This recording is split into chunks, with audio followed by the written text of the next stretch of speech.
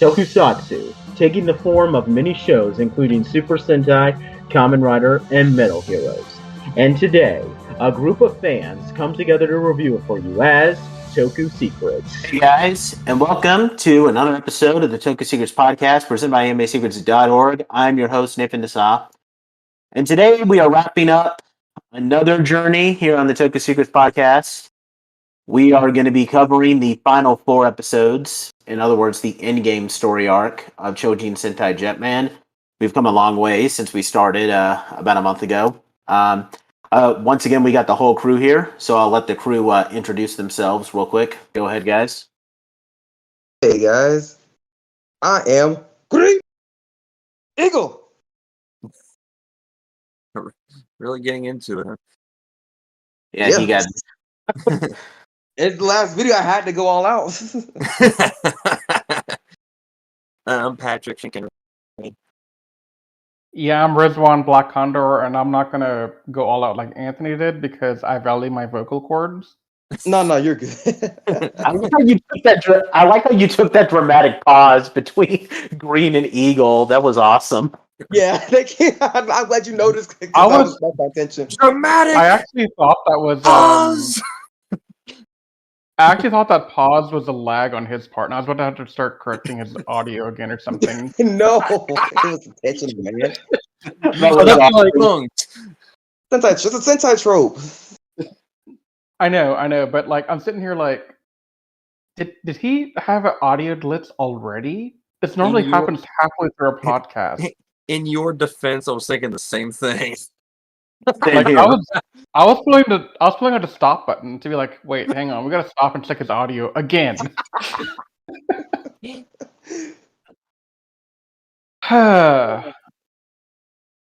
So, like I said, guys, we are going to be covering the last 4 episodes of Jetman. Real quick, we'll go over everything that happened last time. A couple of small things. Jetman got some new blasters called the Smash Bombers. That's not really important. We had a brief 2-parter where they were replaced by a Neo Jetman team, and they lost their powers, but then they got them back. Not really much there. The big thing, though, which pretty much dominated like 80% of the episodes that we covered last time, was that Toron became angry that the other Vyram generals were belittling him, and because of his anger, he underwent like a massive growth and turned into his adult form Tronza. And as Tronza, he declared himself the emperor of the Vyram, and he went through several attempts to try to defeat the Jetman, and then he was finally defeated. And in the very last episode, which kind of unofficially begins the arc that we're looking at now, he got beaten into submission by Radiguet, and now he's living his life in a mental institution. So one of the original 4 Vyram generals has already been defeated. So there's 3 left.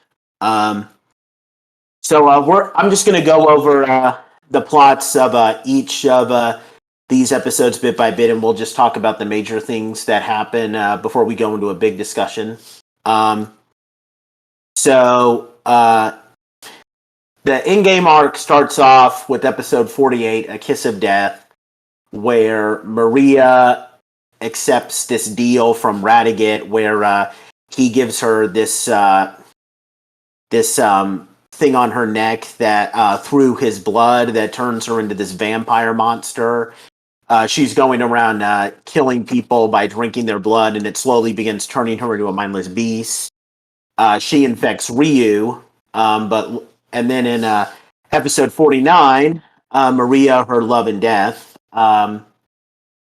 So Ryu gets freed from Maria's curse, and pretty much the entire second half of this episode. To cut a long story short, Ryu snaps Maria out of her state. Like, he pretty much tells her that he loves her no matter what she is. I mean, he gives her a kiss, and then Maria turns back into Rie. She stabs Radiguet in the back with Ryu's sword, and Radiguet kills her. So Yeah, it's a pretty emotional. It's actually a very emotional end of the episode. Like Rie gets slashed, saying that she just wanted to hurt Radiguet before she died, and then Gray takes her away, and it's a really emotional scene here because what happens is that Gray takes her out into the sea after she dies, and he starts crying, and his tears make her body vanish. Pretty emotional moment for Gray because keep in mind Gray is a robot. Um, so then that leads us to the next phase of the in-game arc, starting with episode 50, Respective Battles to the Death, where Ryu leaves the Jetman and wants to face Radiguet alone um, to avenge Rie. While the other Jetmen are going after him, Guy gets into a final battle with Gray. They get into a one-on-one battle where Guy is able to defeat Gray. He lights us, but he actually lights a cigarette for Gray as he's dying, and his soul kind of trails off in Maria's music. A little bit of a fun fact is that during Guy's final battle with Gray, his visor gets cracked open. That may not seem as big of a deal nowadays because we've seen that happen, but this was actually the first time that it ever happened in any tokusatsu show. So that was actually a really big deal. So you guys might know it from Power Rangers. There's like when Leo gets his visor busted open after he defeated Trakina. It happened to Wes once. I think it happened to Devin in Beast Morphers at one point. Yeah, this is the first time that actually happened. Of course, Ryu is able to get over Rie's death, and that leads us into the final episode, episode 51, Flap Your Wings, Aviators. The entire first half of the episode, the Jetmen are battling Radiguet, and they're able to defeat him because of this weak spot in his back that Rie created by stabbing him in the back. And then the second half of the episode revolves around the epilogue that takes place 3 years later. I'll just go over everything that happens. Then we can get into the discussion portion. Raita and his friend Satsuki, who we saw in episode 9, are married, and they're living together on a farm. So good for you, Raita. You got together with the actual girl that was made for you. Good for you. Mako was a big singing star. Ryu and Kaori are getting married. And fun fact here, the guy who plays the priest performing their wedding is actually the suit actor for Red Hawk. Guy, while trying to getting into a fight with a thief that steals a woman's purse, gets stabbed in the stomach. The guy who stabs him in the stomach, by the way, is Black Condor's suit actor. And the episode ends, and the series ends with Guy arriving at the wedding. He's keeping his condition a secret because he doesn't want to ruin Ryu and Kaori's special day. He shares one final moment with the Jetman where he's like smoking a cigarette and lying down on the bench before he passes out, and everyone just runs off enjoying the wedding, and that's how the series ends. Now, it should be noted that it was debatable over whether or not Guy had actually died in this episode because it had never been actually confirmed, but then it was officially confirmed almost 20 years later when Gokaiger came out, and we already covered this on Toku Secrets, how a guy comes back and encounters the Gokaigers. That confirmed that he was officially dead. There were some other bits of Jetman media that aired after this. I'll talk about that later, though, since I feel like I've just spent the last couple of minutes talking nonstop. I think we should get into some discussion. Any of you guys want to open up with your thoughts on the in-game arc? I want to hear what the two guys who were saying this for the first time have to say before I say anything.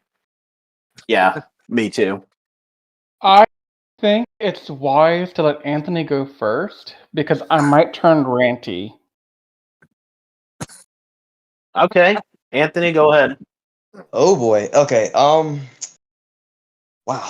We're actually we're actually at the end now. It's crazy that we actually got here. I really I really enjoyed it. But and I had to go back and have to watch that scene again because I was like, can't Which believe he's one? dying. Like, why did he have to? That stupid dude had to steal that stupid purse. Like, why did you do that? Ugh. Yeah. I was just like, just in shock that that it happened. I'm just like, why? And basically, and with the whole thing with guy dying, I think well, of course, we all pretty much like confirmed that like we're pretty confident that, and we already know that even if this doesn't happen, if we know this couldn't happen anyway. But Bruce, I'll say it anyway.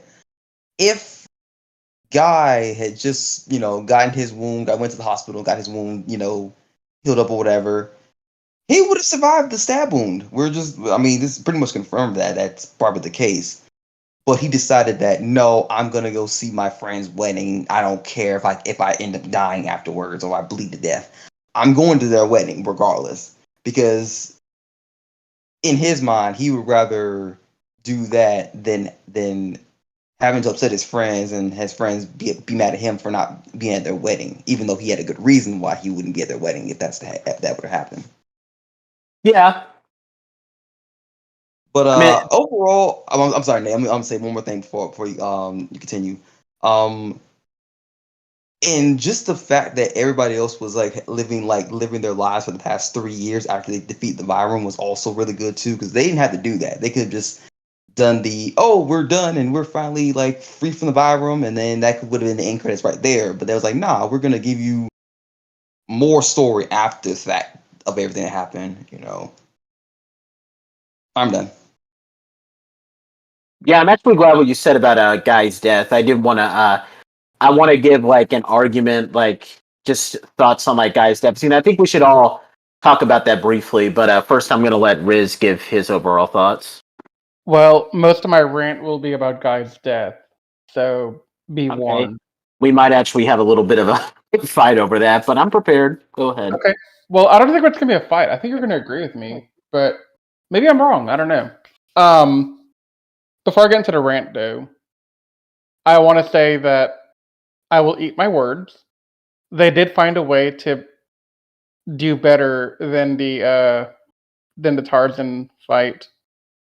I was kind of surprised with how good that the last 3 episodes were with the fights. You mean Transa? Transa. I don't know why I call him Tarzan in my mind sometimes. Yeah, It's okay. I know where that. I know to give a thought on that real quick. I remember last season we were talking about the Takaru Juzo fight in not the penultimate episode, or was it the penultimate episode? We were talking about like It was. amazing Sentai fights. I specifically didn't talk about a Guy versus Gray in that final second to last episode because I wanted you two to see it for yourselves. I love the heck out of that fight. Yeah.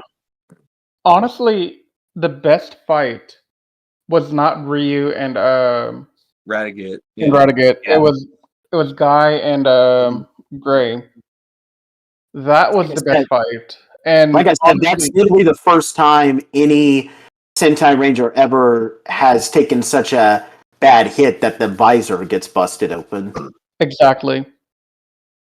But overall, everything in the last bit was amazing. Like the fights with the mechs, the ground fights. Why did Tetra Boy have to go like that, man? Oh no, yeah. I saw that and my heart broke. I was waiting for you to mention that. Dude, you knew I had to. Tetra Boy is my man, okay? Like he is the man, okay? I forgot to mention everybody back home. All of them. Well, okay, I think Jet Icarus is kind of still intact, but Jet Garuda and Tetra Boy, they're both gone. Garuda and Tetra Boy are gone. Icarus technically is gone, but I think they can repair that one. Yeah. Yeah. Okay. I'm gonna start to rant because I know it's a big topic in my mind. That's all I can think about right now. This should have ended before the epilogue. If they were gonna go the guy dying route. Because to me, it just seemed out of nowhere with no purpose. There was no reason for Guy to die here. Because they clearly established, though in my opinion not as well as they could have, that Guy and Kaori broke up. We knew that was going to happen. That was pretty obvious from before. But what I wasn't expecting, I was expecting it because I knew what happened in Gokaiser, and I kind of read ahead a little bit. So I knew Ryu and Kaori got married.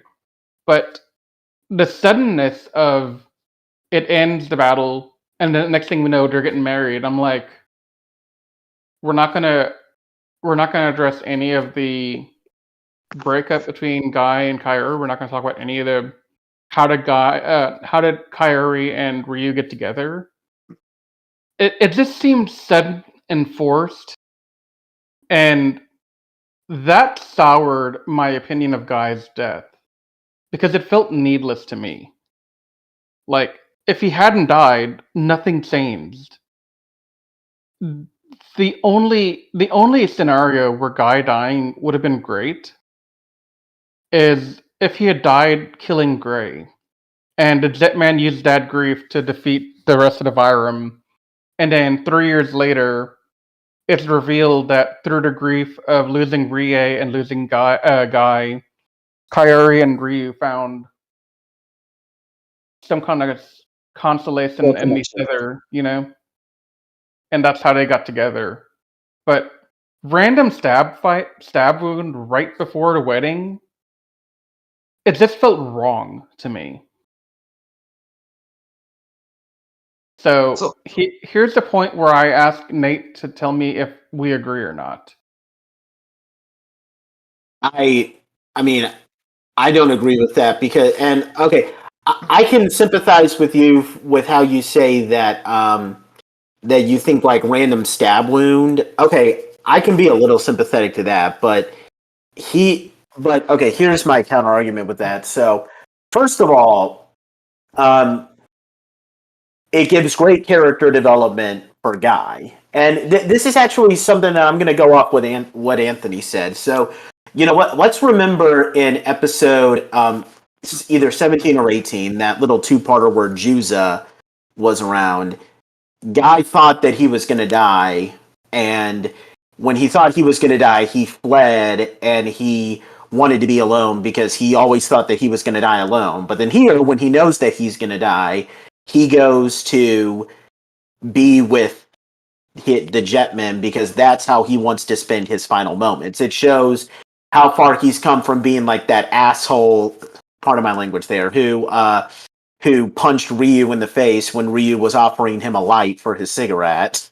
Like, it shows how far he's come to accept these people as like really good friends. So it's character development for Guy. And I also like to think that the death, as much as you complain about how it's perfectly valid to complain like, oh, it's just a random stab wound, but I think it does show a great message. So first of all, I think it shows that Sentai Rangers, not just Jetmen, but like any Ranger, it could be like Takeru from Shinkenger or anybody. These people aren't invincible. Like, sure, they defeat monsters, but they're just as vulnerable to dying like everyday people as the rest of us. And, we shouldn't look at them as like these big invincible heroes that, can't be killed or anything. And not only that, but I think it teaches a tough lesson for kids, and adults, to be honest, where sometimes something that's horribly awful and unfair, like Guy getting stabbed when he's trying to stop a thief from stealing a woman's purse, sometimes those things happen, and you can't really do anything. The only thing that you can do in horrible situations like that is your best, and that's exactly what Guy does. He wants to do his best, what best he can with the remainder of his life, and to him, his best is him going and enjoying one last moment with the people that he loves the most. So I understand why you have issues with him getting a random stab wound, but I think there's a lot of deeper meaning both behind like just teaching lessons and just Guy's character development in general. So my counter argument to you, I'm not contesting the character growth of the Guy. I think that was really powerful. I think we even said last night in our conversation before this review that, dude, the fact that his only words were, I'm going to my best friend's wedding, like my two best friends' wedding. Mm-hmm. That one line spoke more volume of Guy than anything else in the entirety of the season up until this point with Guy. Because yeah, Guy was an asshole. Guy was he was selfish. He was a little bit arrogant, but he was a badass. But he never wanted to admit that he liked these people. He liked Kaori because he thought she was either hot or he wanted to screw with Ryu. One of the two. Don't know which one it really is at the end. That's open for debate. So no, I'm not saying that this is bad character development. This is fantastic character development overall, including him going to the wedding because for all the reasons you said.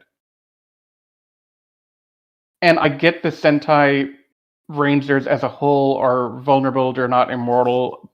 That's great, but was that the intent of it from the creator's point of view? Was it the point from their point to say, hey, these are great heroes, but they're not immortal? Because I don't think that was the message they intended there. I think that's the message that you interpreted based on your deeper reasoning of this entire franchise, but I don't think that's what they were trying to say at that point. I mean, what was your interpretation of it then? I mean, if I get that interpretation, I mean, isn't that what matters? Like, how I interpret it. I mean, we could sit here and I'm not trying to turn this into a heated discussion, by the way. I'm just saying that no, it's not a heated discussion yet. We're not yelling. I'm just saying that like we could sit here and argue all day, like debate all day, like what someone's intended message was for. I mean, to give a more comedic example, I mean, like you look at a terrible movie like The Room. I mean, Tommy Wiseau intended for that to be a serious movie, and everybody got it more from a comedic purpose. And now Tommy Wiseau is going around and be like, "Oh yeah, yeah, yeah, I always meant for this to be a comedic purpose." Like, I mean, I don't think it necessarily matters what the creator intended with people to the message that the creator intended to convey so much as like what people get out of it. So like, and we could sit here and debate that all day. So part of why I was kind of against the death of Guy and the way it happened is because I've seen a lot of people online in the last 24 hours on like Reddit and Twitter. I did a little bit of a deep dive on Jetman after all. I'm not gonna lie, because I wanted to know how other people are reacting to it. And surprisingly, I came across a couple of people that said this all was done because Guy they wanted to get Guy out of the picture so that Ryu and Kaori would have a life together. And I'm just sitting here like, that's not what happened here. Yeah, that's stupid. Guy was 100% okay 3 years later with the relationship. Was he okay with it on day one? I have no idea. But at some point in the 3 years, he said, I support this union. I think this is fantastic. And these are my two best friends because they both taught me something I didn't know before. Like, Ryu gave him one of the biggest character arc developments I've seen in Sentai. I mean, the only thing that comes close to this, some of the stuff in Shinkenzer with Takeru and his being revealed as not the Lord. But the thing here is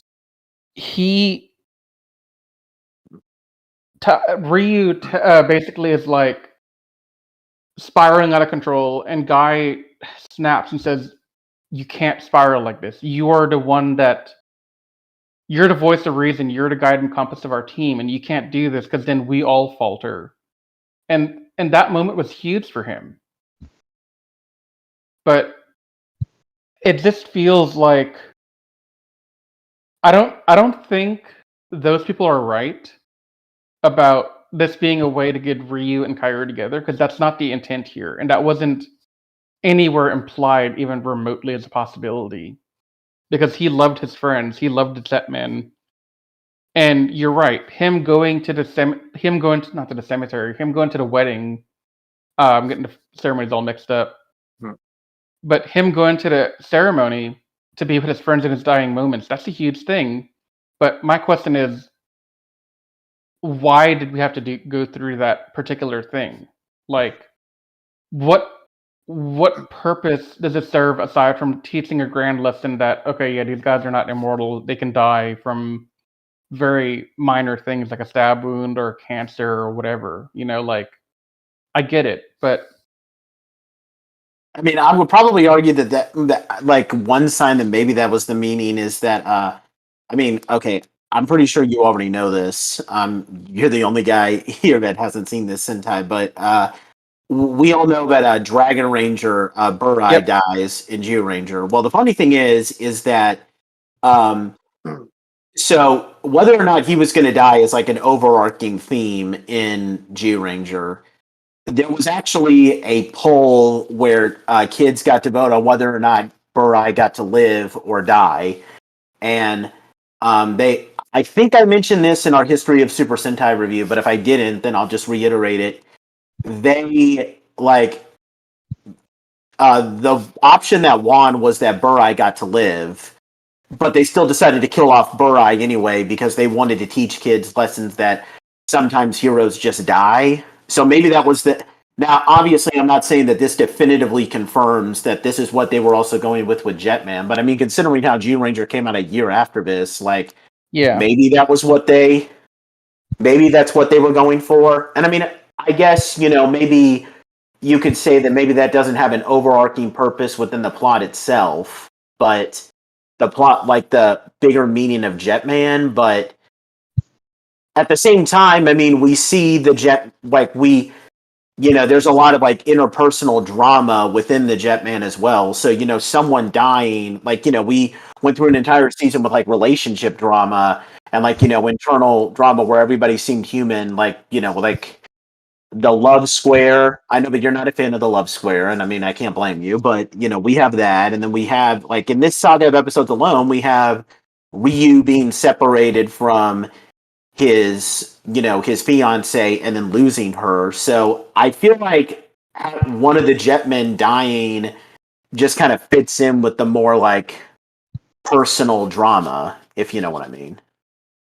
Yeah, I can see the personal drama, and like, again, I'm going to say it, that if the death happened any other way, like if it happened in the Battle with Gray, or if it happened at some point in the 3-year interim leading up to the wedding, I'd say, okay, that's fine, I get it. But it just seemed kind of odd timing wise to me, and I can't explain it more than that. Do you feel like had they spent like more time, like after the time skip, that they was able to come together for one last thing, and then afterwards he got killed? Would you rather had that? Yes, actually, because I think they crammed in a whole episode worth of stuff into 10 minutes. I think, Anthony, you just hit on the nail on the head of what is bugging me the most right now.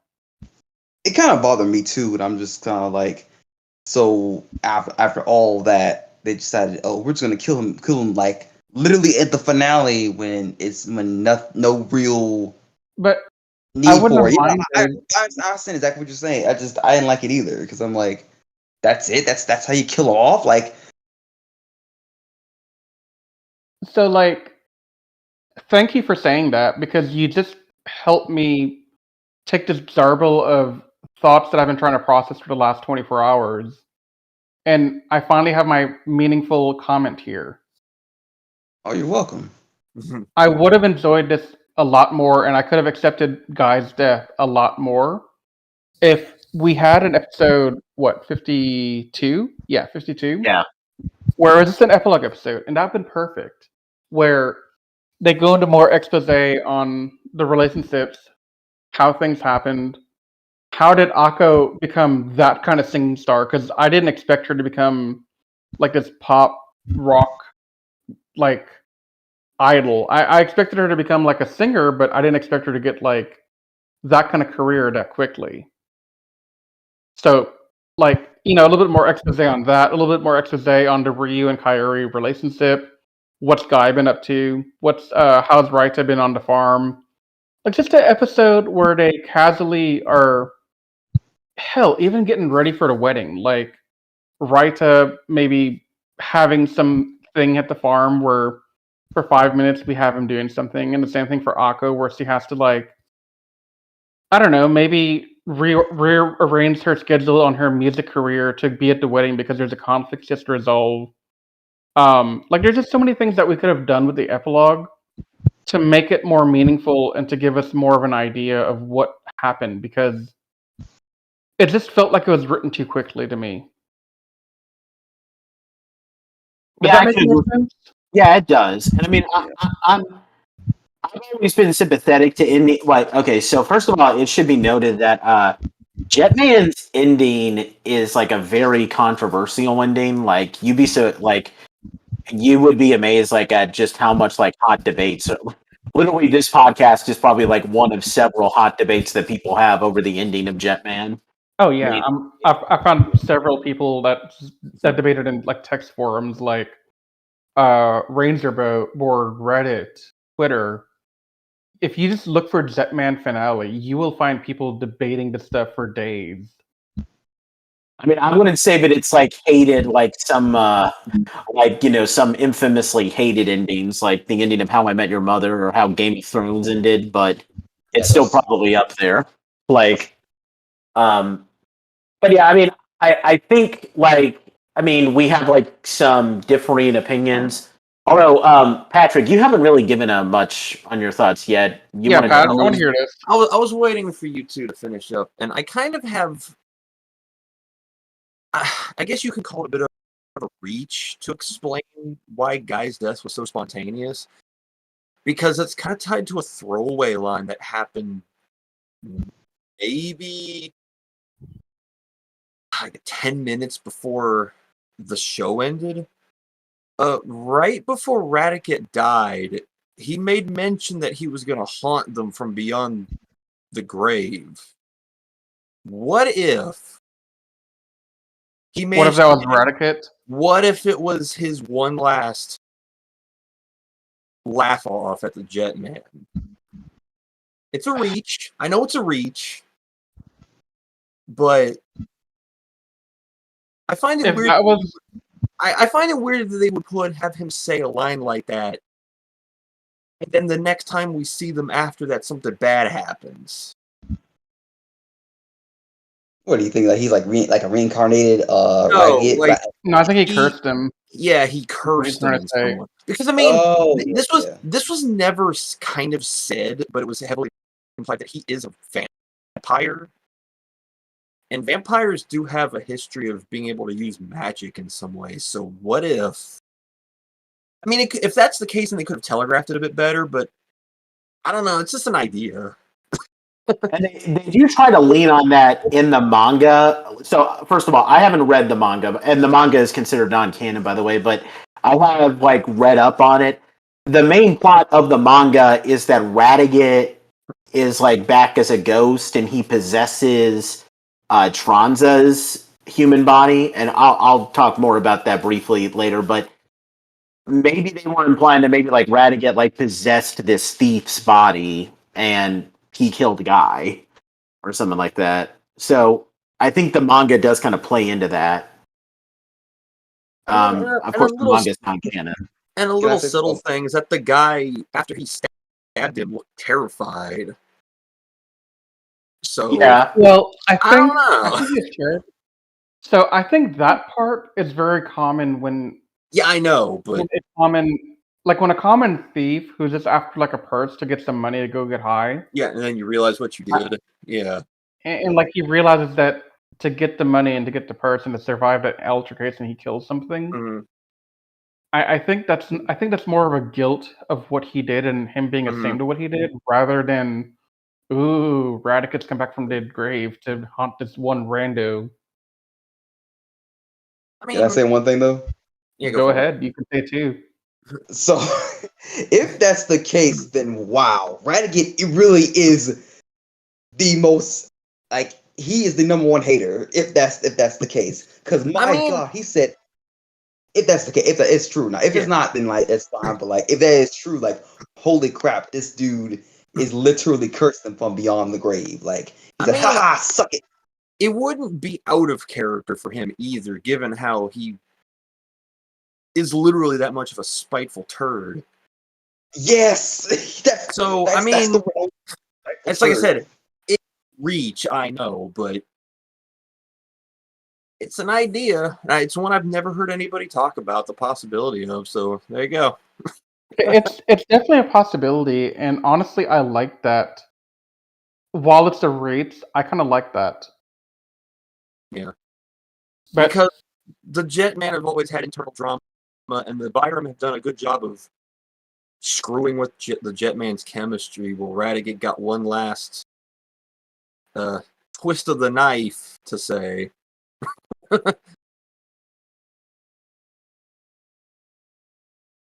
so, Patrick, what are your thoughts on the finale not related to the guy stuff? I think everything leading up to the epilogue is. It's one of the best endings from a Sentai that I've seen. I still think Shinkendra's is better, obviously, but Yeah. Okay, I Tucker. yes, I mean it's my favorite season, and there's reason for that. But I do think that it needed maybe an episode or two more. Maybe not necessarily to add on to the ending, but I do feel like that the ending in general was paced too fast. Um, 4 do you mean episodes like to wrap up the whole ending. Why did it I? take them an entire season struggling with these four generals, and then in the span of 5 episodes, all of them die immediately? I feel like To be either that, fair, either that, or have Radiguet, their deaths stretched out throughout the season. and, Like, and that's something I was kind of thinking about as well, Patrick. yeah, Um, r- with the exception of Radiguet killing Tronza, yeah, they killed the other three really quickly. And I mean, I get it that Maria died because of other stuff that's not related to Jetman, but no, you're right. I think if they had killed Gray like 20 episodes ago, and then like 10 later they kill another one, and at the end it's only down to them and Radiguet. mhm. That would have been better pacing, and I would agree with you on that too. Because this was an idea that I had watching this, especially after watching Ginga Man, because Ginga Man's story structure was set up in that way, where they start picking off the generals one by one until the captain was the only one left standing. And I really Yep. liked that approach because it felt like they were just chipping away at the armor until they finally got to the core of it all. And this season And I mean, really could have benefited from that, because especially with the internal drama of the villains, where they hated each other, but then when something happened to someone of the other ones, they showed concern. So not only would it have added drama to the villain side, but it could have tightened their bond too, to kind of mirror the Jetman's bond strengthening over time as well, and it really added some intense parallels to everything.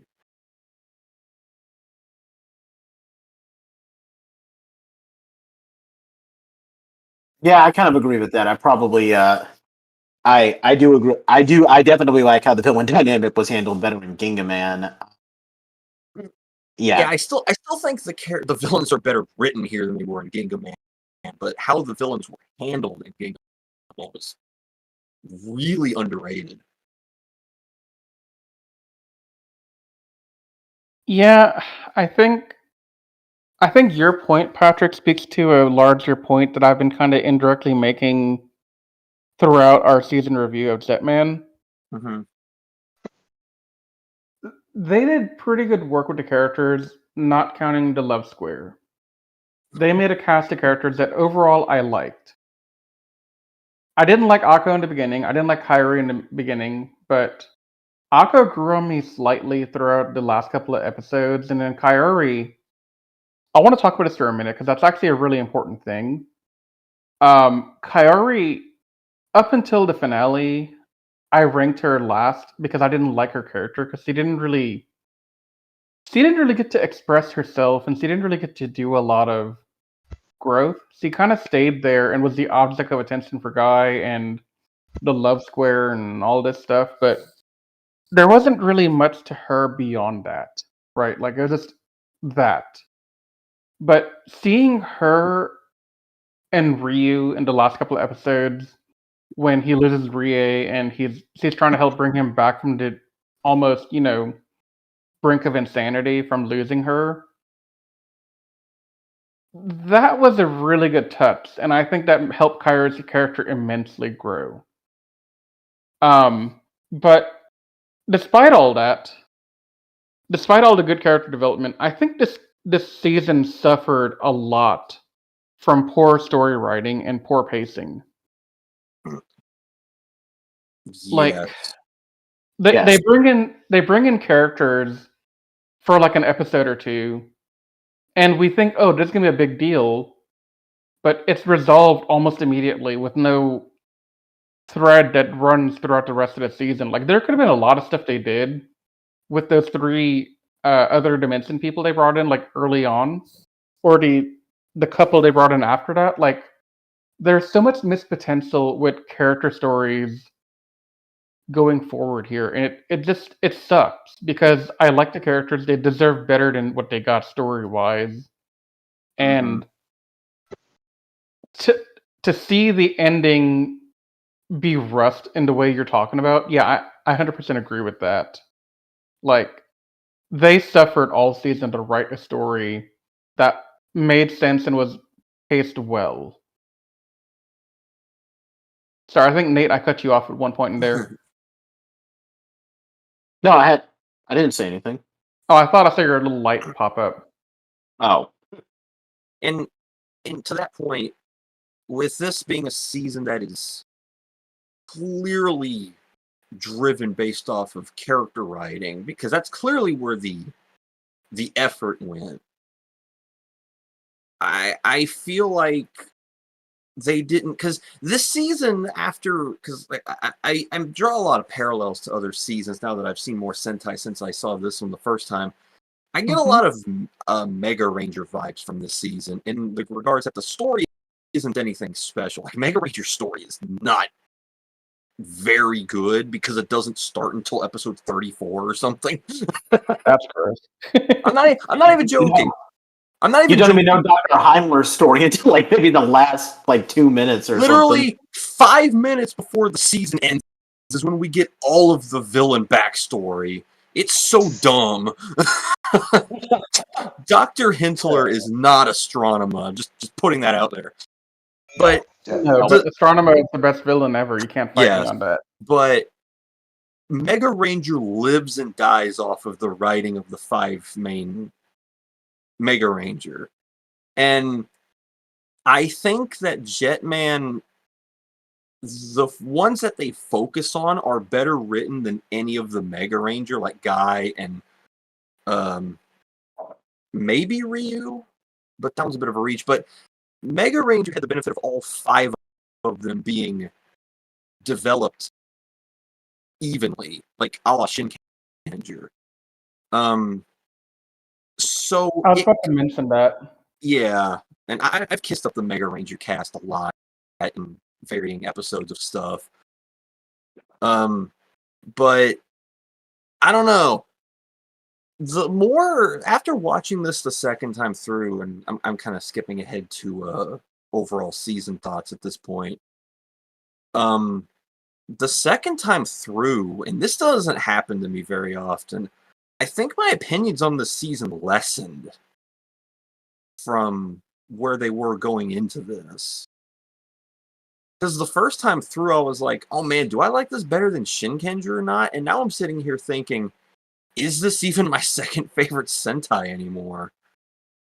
Well, and that's Nathan asked me a question last night that I struggled to answer for a good while. He asked me if I would consider this one of my top favorite Sentai, and my answer to him at the time was, that's not a fair question for me to answer right now because I've seen less than 10 Sentai Yeah, completions. of course. Mm-hmm. So it's hard for me to give an answer on, like, is this in my top 10 or whatever. I mean, But the more I think about it, Jetman has a lot of faults. And yes.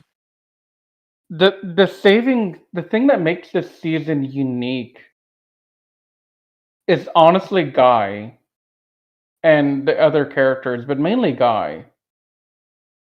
Like, in the beginning, I thought Raita was one of the best characters in the season, but he kind of lessens his role in the latter half of the season. Yeah. Like, he's not really given. Did he have any centric episodes after episode 30? Not really. I don't think he did. Yeah. And so, like, that's one of my things that I've been struggling with is I know a lot of people call this their favorite. It's not just you and Nathan who tell me that. Like, a lot of Toku Twitter also has said Zetman's one of the best Sentai, and it's in their top something, but I'm struggling to say that I could honestly put this in, like, my top 5, or I could maybe see it in the top 10, but that's also assuming that the other Sentai I watch suck a lot more. Yeah. You know, So go ahead, Nate. this might actually surprise you guys a little bit. I okay, so this was actually the first time I rewatched Jetman in quite some time. Like I rewatched it 2 times. Although I was still kind of a dumb teenager when I rewatched it the second time. Um, I'm still going to defend this. I still want to call it one of my favorites, but it's for purely selfish reasons. Like, okay, I freely admit that it has flaws with the story. We like heck, that when I was watching the Neo Jetman arc for our last podcast, that was one thing that really hit me, like just how flawed this story is, especially when you guys pointed out how the Neo Jetman saga should have been like one of the very early two-parters. Like it is like the worst timing for a story arc Mhm. ever in Sentai. And that's when it kind of hit me that there are a lot of flaws with the story here. And everything that you're saying is 100% correct. I would so anyone who if we want to say that like Shinkenger is the overall like favorite Sentai hero or Gokaiger or something like that, I'm able to admit that. I will say that I think Jetman, you know, is kind of a victim of its time because of like how storytelling wasn't as great back then. I would still call this maybe my favorite just on characters alone.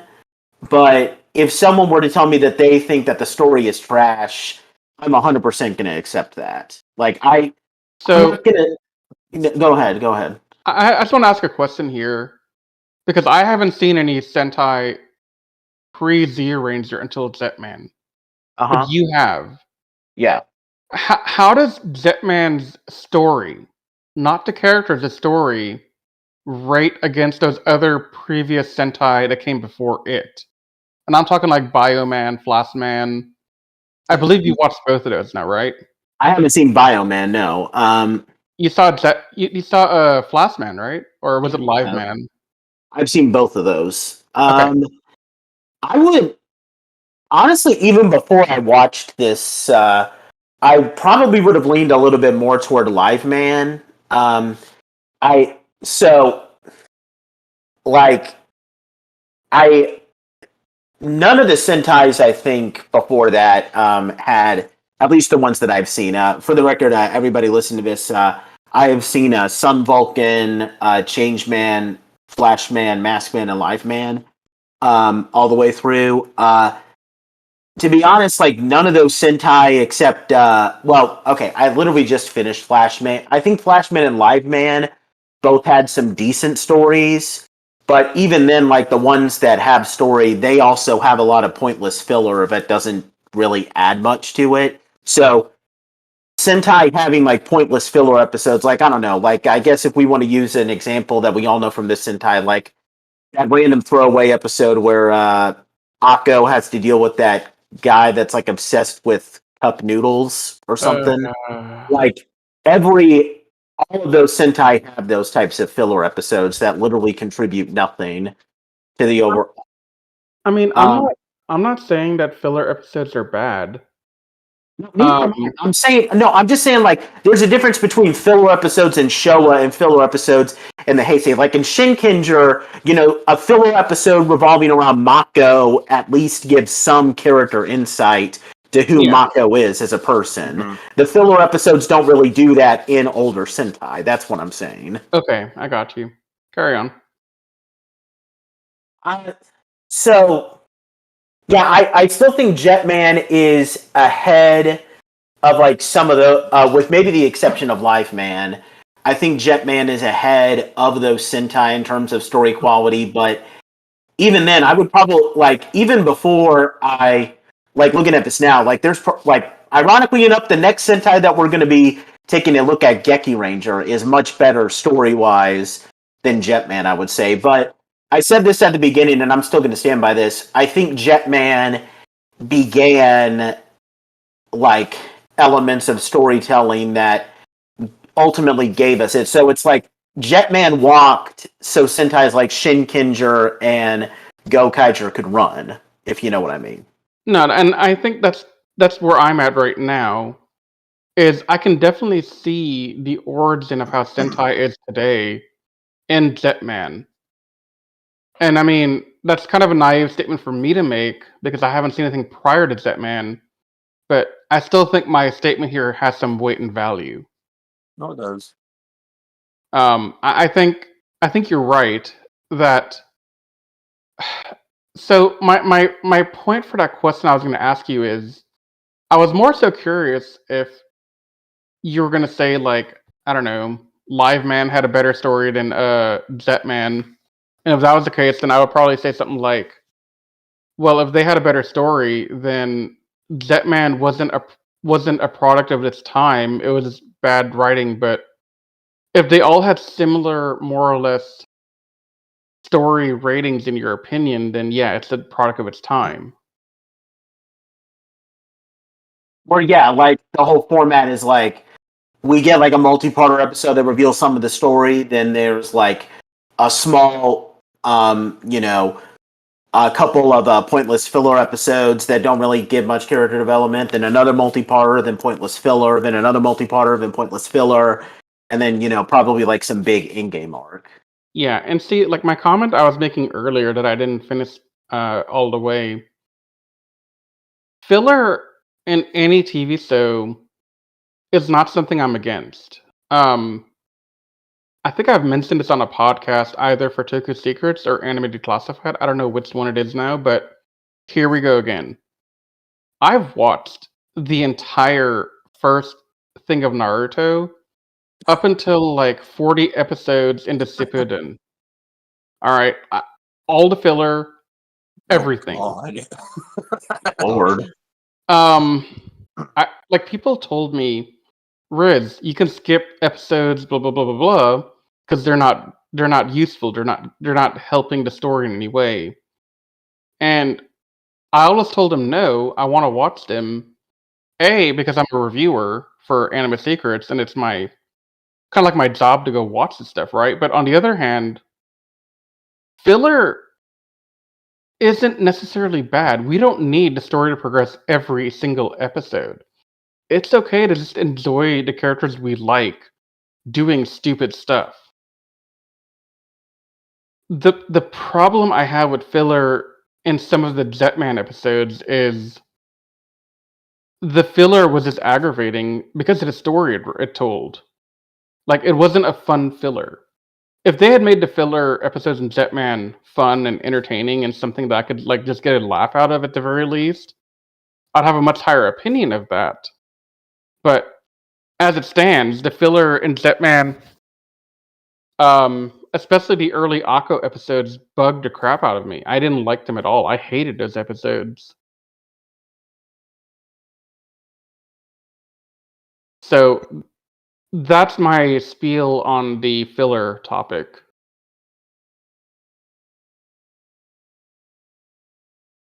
Yeah, and I think that's perfectly valid. I do now. I will say that maybe some of the filler episodes were better, like that episode where they encounter those people from the reverse dimension, and we get some acknowledgement of Ryu's relationship. So I think this Sentai is probably a little bit better with fillers than other Sentai, but it still was held back by the fact that there are pointless filler. And yeah, I agree. Fillers are the weakest part of this Sentai, with story overall. And that's why, if you guys want to tell me that, like, if you're going to sit here and tell me that Shinkenger has a better overall story than Jetman, I'm not even going to argue with you about that because I agree with it. It's just. Well, it's not that Shinkenger. Sorry, Patrick. Shinkenger's story wasn't that phenomenal until the end. Like, Shinkenger's biggest plus is the characters and our ability to enjoy the characters doing stupid stuff on the side. Like, I don't know, Patrick, what do you think?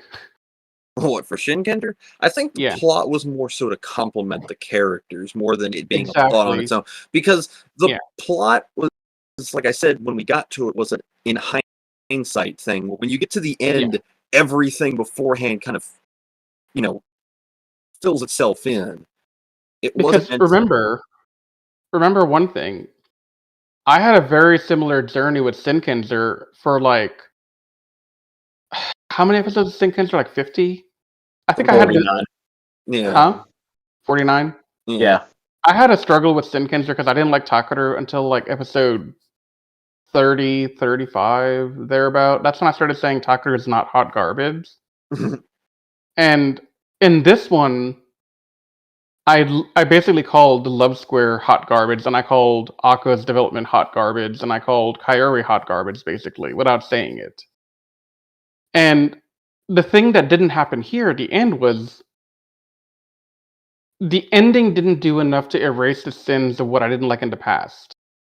Shinkenger did a great job wrapping up all the things that explained why I didn't like him and make me actually like them. Jetman ended, and I'm still like, Akko's early episodes sucked. Raita's story arc for half the season was missing, and it sucked because I liked him, but he didn't get much attention at all. So those things never went away.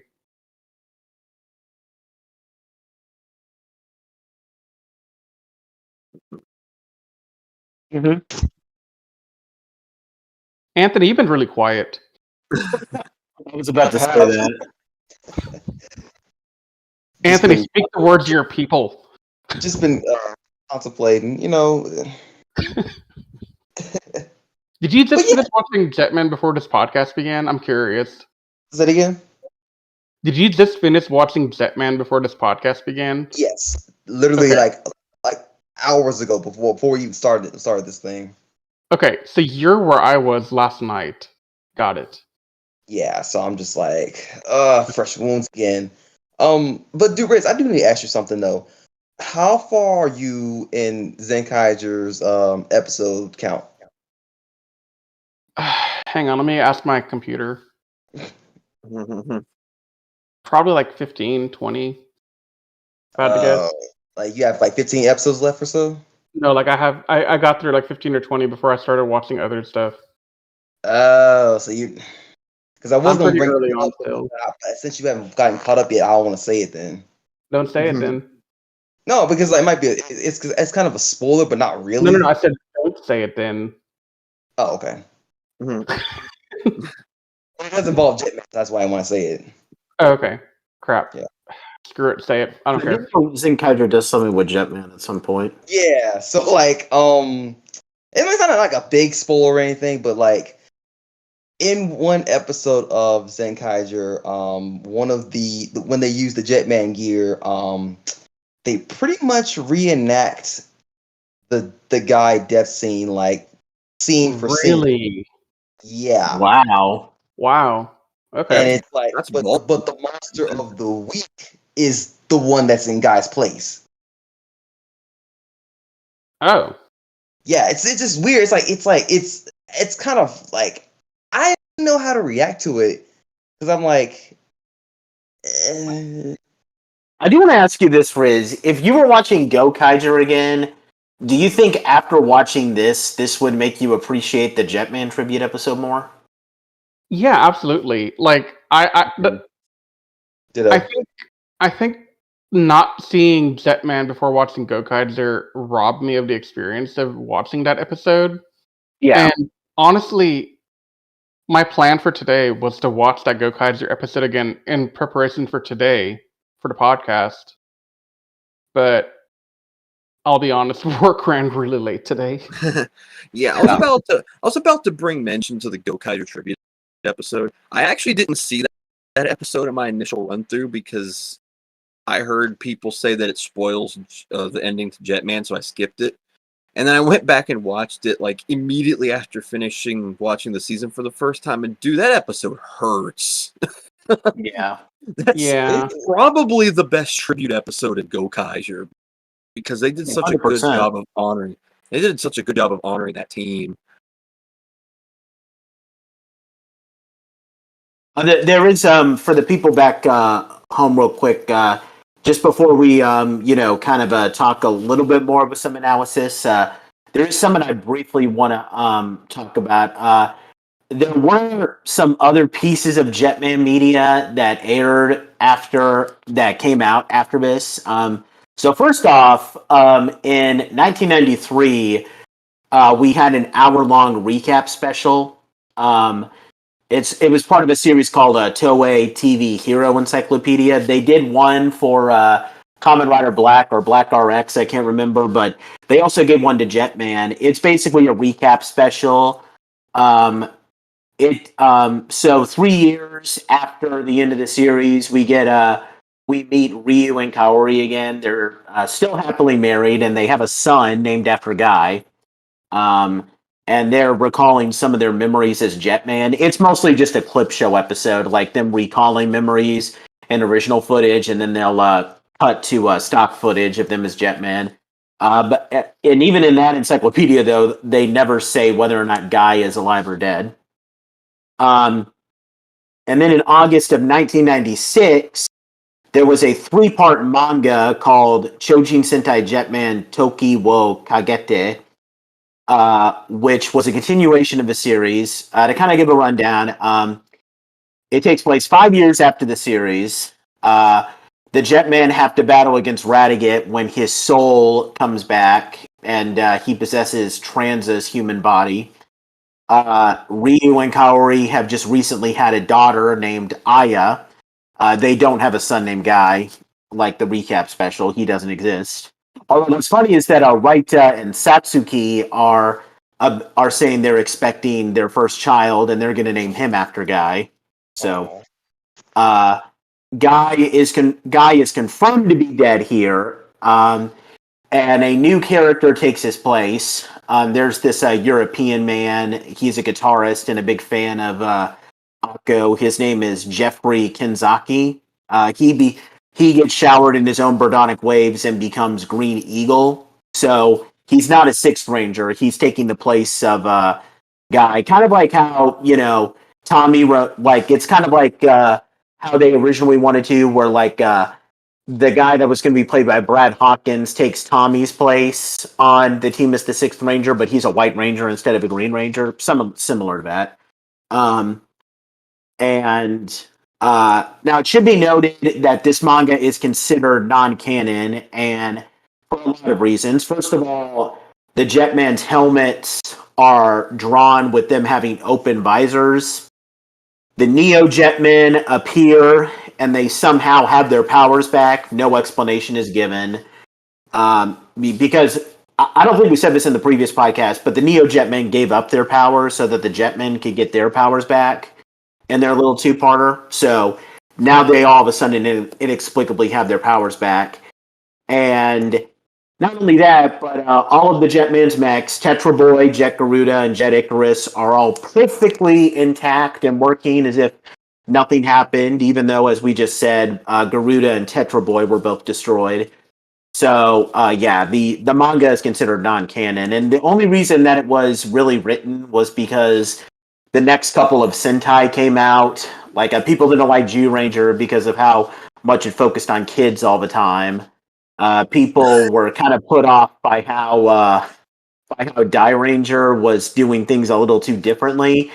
And, okay, I know we like Kaku Ranger, but Jetman was still fresh on everyone's mind, and people didn't like how campy Kaku Ranger started off as, which makes sense with the time. So everyone was still so obsessed with Jetman 3 years later that people were just like, okay, fine, we'll give you a stupid manga so that you can get some more of your Jetman. Just shut up. Like, oh, here, take your freaking Jetman. Gosh. Is that seriously why Kaku Ranger got progressively more dark as it went along? Actually, yeah, that's another reason. Wow. Yeah. You know what? Mm. You know what? I'm thankful for that because Kaku Ranger in the second half of the season was so goddamn good. Yes. Oh my god. It started off like a Batman 60s parody. It's like, hey guys, don't you like this? We got the words blasting out of the screen. Yeah. But I want Jetman, but we got this. But I want Jetman. Okay, fine, just shut up. We'll make this show more serious and give you your stupid Jetman manga. That's probably how they literally were. Jesus Christ, is suffering from our own success over here with Jetman.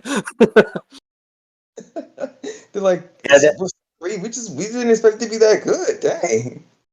Yeah, and the only way the Jetman craze finally stopped when Car Ranger came out, because Car Ranger wasn't even trying to be taken seriously. Like, it was literally a parody of Sentai, so there was no way that anyone could fairly compare it to Jetman. So we can kind of thank Car Ranger for ending the Jetman craze. What was that, Anthony? I said after that, the flop that was Ranger, can you blame him? Yeah, I know, right? One day I'll watch Ranger and figure out why y'all hate it.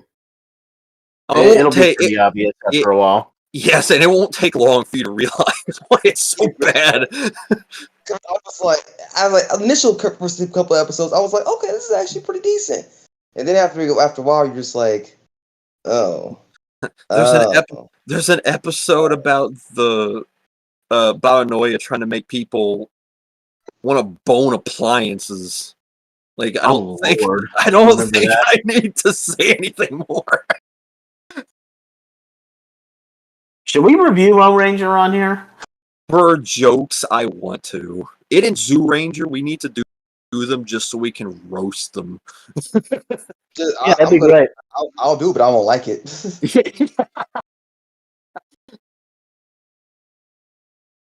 Did we I think everybody, I know Patrick kind of, wanted to, kind of already went into like his closing thoughts. I think Riz and Anthony, you guys can give your closing thoughts on Jetman real quick. Oh, I'll go first. Okay. Overall, I actually really enjoyed this series. I enjoyed it way more than I thought I was, because I was like, oh, this is probably going to be okay. Like, but then Guy Yuki honestly saved the show for me. Honestly, like, he was the sole reason why I was enjoying the show for what it was. But not to say that there's anything wrong with the other characters or whatever. Ryu's still great. I actually changed up my list, so now it's Guy, Ryu, Raita, Kaori, and then Akko for last. But that doesn't mean I think Akko. I think that Kaori's like the worst or whatever. It's just like, she's still good.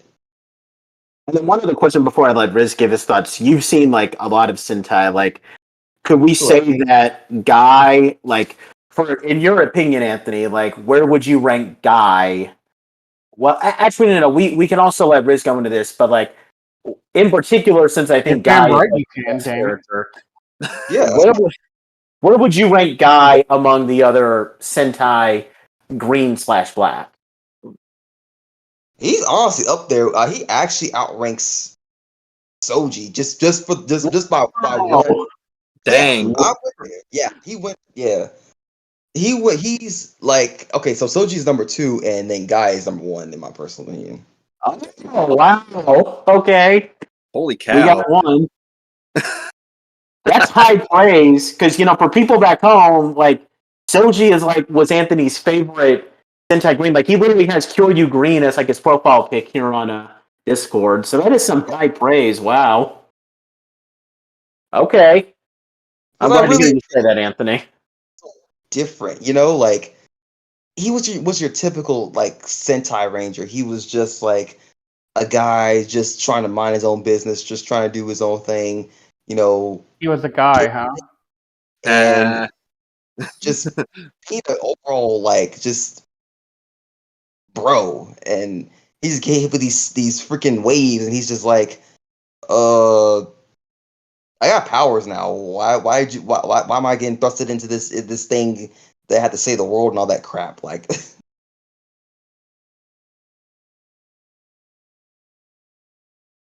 yeah, and I will never forget the fact that freaking Ryu just getting punched in the face when he tries to light his cigarette. He's like, "Oh, thanks." Yeah, that's one of the best visual moments of the whole season.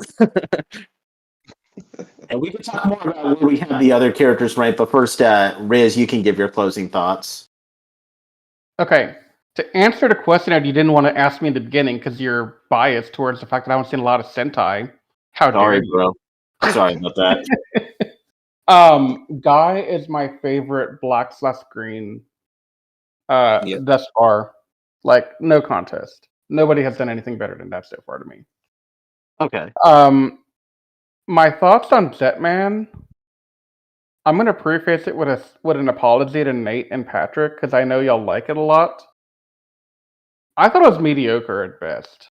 Like, if I were to assign a grade to Jetman, I'm gonna give it an Anime Secret style rating from the old days of our reviewing, and I'm gonna say this is a 7.75.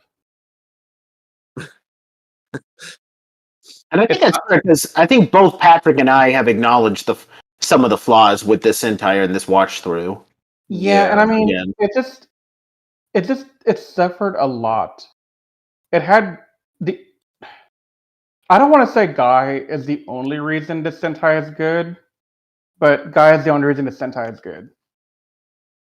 If Guy wasn't a character, if they had some random, if they had like, I don't know, any other Sentai black or green Ranger from any other season here, I don't think it would have done as well.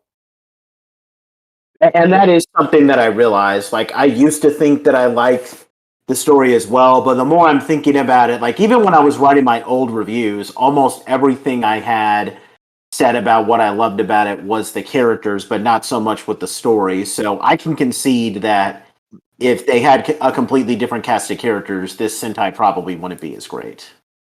Yeah, and I mean, even the thing that sucks even more for me, like after hearing y'all talk more, I don't have like that much like I don't love these characters as much as I've loved other characters. Like the Senken cast is the one I'm going to go back to over and over again here. Yeah. They are some of the best written characters in Sentai that I've seen so far. And while Gokai's character is not written as well as them, I get the stupidest grin on my face when they get on screen for even a second. Mm-hmm. Like, when they get on screen, they inspire like all these goosebumps and feels. Like when that music is playing and they're walking in, Like there's just something there about the Gokaizers that it doesn't matter if they have good character development or not. I mean, they have good character development. Set up Patrick. But Hey, I'll rewatch Go Kaiser at some point, and I'll update my opinions on it.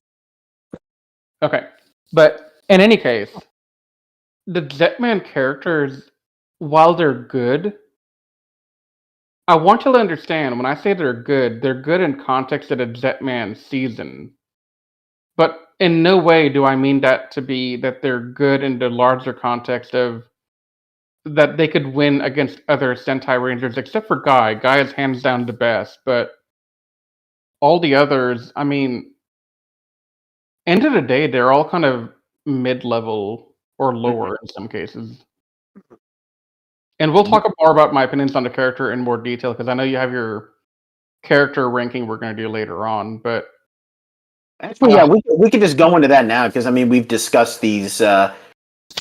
We've discussed basically the plot and well, okay. First of all, what do we think of the villains in this case? And we don't have to talk about Tronza as much because we kind of talked about him to death in the last podcast. But so where would we rank the villains among like if we were comparing them to like the Ghetto Shoe or Vizanyak or we've been mentioning Mega Ranger. What was it called again? The Neji Raja. Yeah, Neji Raja. Right. Oh, they're trash. okay, Yeah, the Neji Raja are terrible. Oh yeah. I'm going to start mine off first because I've seen the least amount compared to y'all. So these villains are some of the better written villains in what I've seen so far. I can't think of another villain team that had better stories than them. And that's not saying that it's good. Like, they had really good stories, but that's not saying that they're phenomenal. It's more of a testament to how boring I find other Sentai villains. Well, I know who your favorite Sentai villain overall is. It's Bosco, isn't it? Oh, yeah, absolutely. Bosco is top tier best villain, but after him, it would probably be what's his face from Shinkenzer. Juzo? Yes, Really? him. Juzo number 2, huh?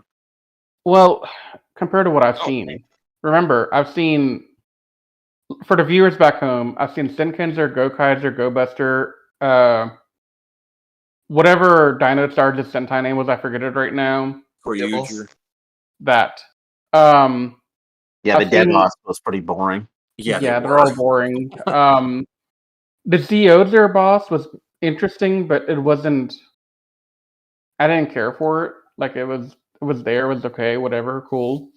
The Zenkaiser boss.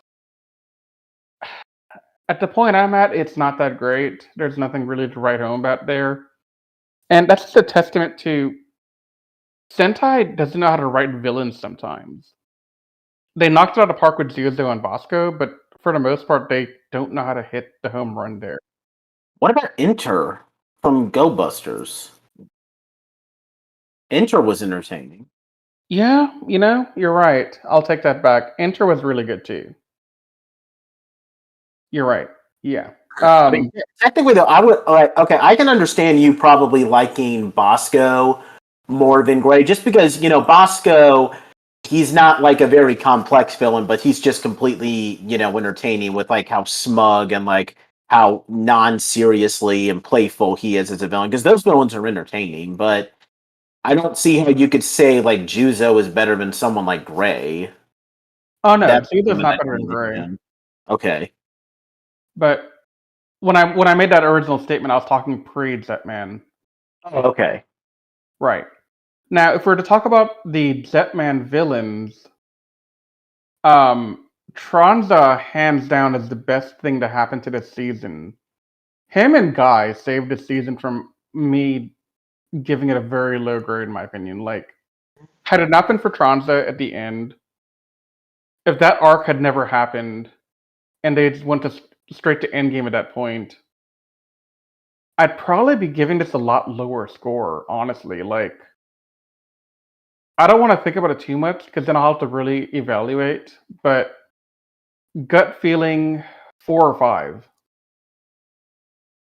So let that be like a metric for y'all of how much Tranza and Guy influenced my watching of this Sentai.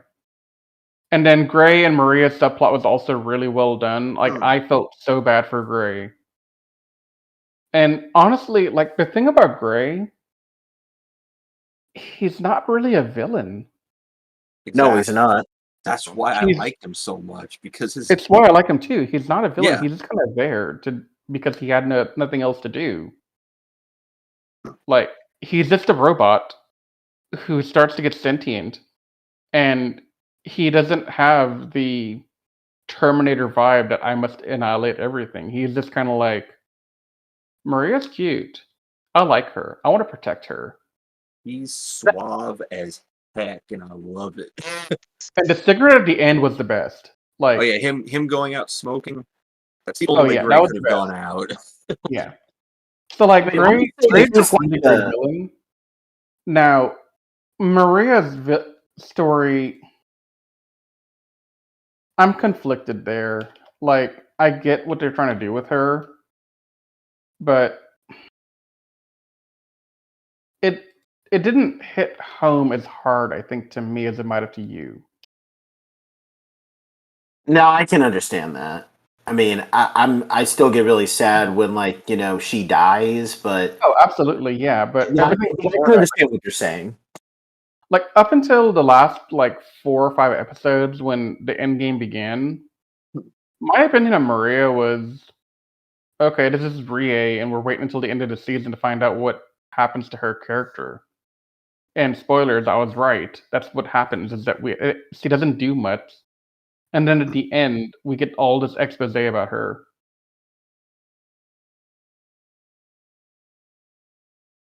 Yeah. So now that I've given my spiel, y'all can go on yours about the villains. Can we say that Gray is kind of like the Sentai equivalent of like a Power Ranger villain, like Ecliptor or Villamax? Because like, I got clipped. He is a Yeah. Clipter. Yeah. He's Ecliptor more than Ecliptor's counterpart is, because Ugande is a useless piece of crap. Well, that's because the writers in Space knew what the hell they were doing from start to finish. I mean, They had one mission in mind: save the franchise. And guess what? They did it. Like, I would say that he's a mix of Villamax and Ecliptor because I don't think Villamax is evil, believe it or not. I think that he's just loyally serving Trakina because he's in love with her. So I don't think Villamax is evil. The same way that I don't think Gray is evil. So it's like he has Gray's more morally ambiguous and like honorable side, but he also has like the Ecliptor, like how Ecliptor's like loyally protecting Astronema. He has that side of Ecliptor too. So he's like a mix between Ecliptor and Villamax, if you know what I mean. Now that you describe Gray this way, no wonder I like him so much. Exactly. Because Ecliptor's probably my favorite villain in Power Rangers. So it all kind of lines up. No, I mean definitely. Ecliptor and Gray have a lot of parallels in each Oh, yeah. other. Like, I He's kind of good. want to say that he's the template for how Ecliptor is written later. Mm-hmm. You were talking about villains on an individual basis, whereas like where would Gray rank? Higher than Zuzu, honestly. You think so? Wow. Maybe number two. Okay. If you say Bosco is better, I understand, but like could you say that like maybe he's like just behind Bosco? I literally just said that, Nathan. Yeah, that's what he just said. That's what he just did. Sorry about that. I misunderstood. I literally said he's the second best villain I've seen because I called Zuzu second before the season. I must have And missed I'm that saying part. that he's better than Zuzu, so therefore he's second best to Bosco. Okay, I figured you were saying that. Sorry about that. Yeah, no, I think Gray was a really well done villain. Zuzu was great, right? But he wasn't as deep. I felt, like All the interesting stuff I don't from think- Juzo came out how he was the opposite of Takaru. and that in itself is okay, but it's not like the same as Gray's development, I feel. Yeah. So villain-wise, I think Gray's better than Zuzo. Yep. Tronza actually is in top 5 as well, by the way. Yeah, Yeah. just with how like the intimidating edge for him. Yeah, no, he has a huge threat factor that nothing else in the season could replicate. Like, after when Radiga came back at the end, his threat factor, while he was really maniacal and stuff, it still wasn't as good as Tron's threat factor. Oh, 100%. So I think Tronza deserves a lot of credit for being just a menacing villain. He's not that deep. He's kind of just there, but dear God, is he frightening. Yeah. So I think Tronz is really high up there. I think Maria and Radicate are kind of crap. I mean, they're there, but honestly, Radicate is like every other Sentai villain to me. Yeah, fair enough. I used to really has- like Radiguet, but I see his flaws nowadays. Like Radicate could have been good, but you don't really know much about his intents and beyond. Oh, I want to rule the world. What about you, Anthony? Where would you rank the Vyram in comparison to like I don't know, like if you want to take like a bunch of villains, like I don't know, like maybe Infurgia from Magi Ranger. Like this is like with all the Sentai that you've taken into watch. Where would you rank the Vyram? That's kind of hard because I've watched a lot of Sentai, so it's like that's not like I can just be like, oh, he's better. They're better than this group, or they're better than that group. You know, it's I understand. gonna take me some time, take me a while, like to really figure that out because like there have been so many villain factions I've seen so far, but like Byram for the most part is up there. And I have a different perspective of Radiguet than most of y'all do. Like, I understand that there's not much to him as far as the backstory goes, but the fact that he has all of this, like, he's a very petty villain. I'll give you that much. Like, the fact that he is so ready to get back at people who wronged him, and he has all this hatred in him that he's able to like to use that to strengthen himself even further is just astounding, you know. Mm-hmm. But he could use some more development. I will give y'all that. It's like he has stuff he's doing, but it's like we just kind of all we just needed is to figure out what was he doing prior to being in Byram, you know. Just like we had our issue with the Empress, is like we could have gotten more background for the Empress as well.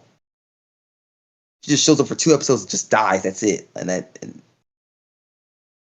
Yeah, that's 100%. She was like, I guess like the template for like I honestly I know who she is in Lightspeed, but I forgot her name in the Japanese version. Queen Banshira's counterpart. I've watched Go 5. I'm just blanking on her name for some reason. You're talking about she has a really complicated name. I don't know it either.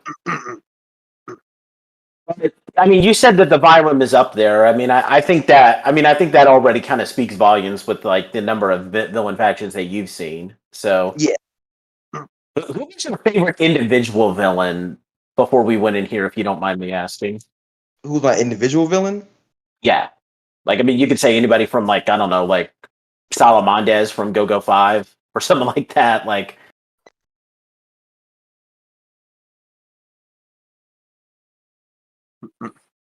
Like overall Sentai, like doesn't matter which Sentai I'm talking about referring to.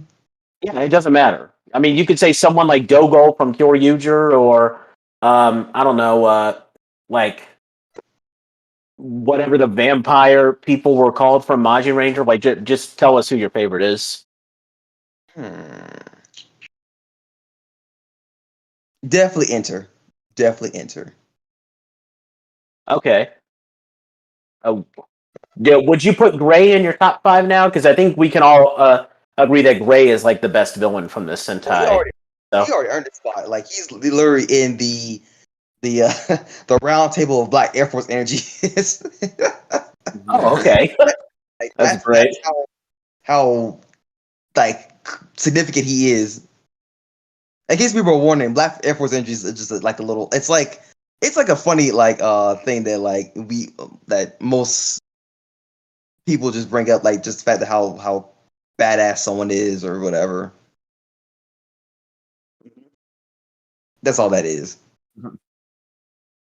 Patrick, you want to briefly say where the Vibram would rank? And I'm not sure how many Sentai you've seen all the way through, but you can rank them however you want. Well, as a crew, they're the best villains that I've seen. Like, I don't even think that's because what out of the seasons I have seen, Bandora's army is forgettable at best. The BDSM I think guys, you're giving them a compliment by calling them forgettable. yeah, I know, right? The BDSM guys from Die Ranger were stupid. Like, I It literally was don't. God. You mean the leather fetishes? Yeah, yeah, I hate those guys. I think the only other villain crew out of the seasons I've seen, because I've seen Kaku Ranger, Mega Ranger, the Nejiraja sucked. Ginga Man, Captain Jihab's crew was pretty interesting, but they weren't really deep in any way. Yeah, the bombs are okay, but not great. The pollution people from Go On, I forgot their names. They're just weird. Yeah, they're just weird. Not necessarily. Yeah. They're not bad villains. They're just bizarre. Yeah. And then Car Rangers people, we need to save that for when we get to Car Ranger, because I can't even call them villains. They're funny. Yeah. They're bar hops trying to get a prostitute's attention. That's their whole shtick. One of them has an ongoing romance story with Red Racer. I'm sorry for Wait, that. what? Yeah, I'm not even joking. That's the Car Ranger villains. There's a bar circling the Earth, and there's a prostitute in there who likes explosions, so they're trying to blow up the Earth to appease her. Yeah. Wow. I said we need to get the Car Ranger, man. It's a drug trip and a half. Okay, so you're gonna watch Car Ranger at some point really soon. Yes, we do. But and then yeah, the Gadoshu are okay. They're the weakest part of Shinkenger, and then the Davos army is whatever. Yeah. I do like some of the Devos, but I felt like they waited too late to have them do anything. You know what I'm saying? Like, yeah, Davos was introduced too late. Yeah.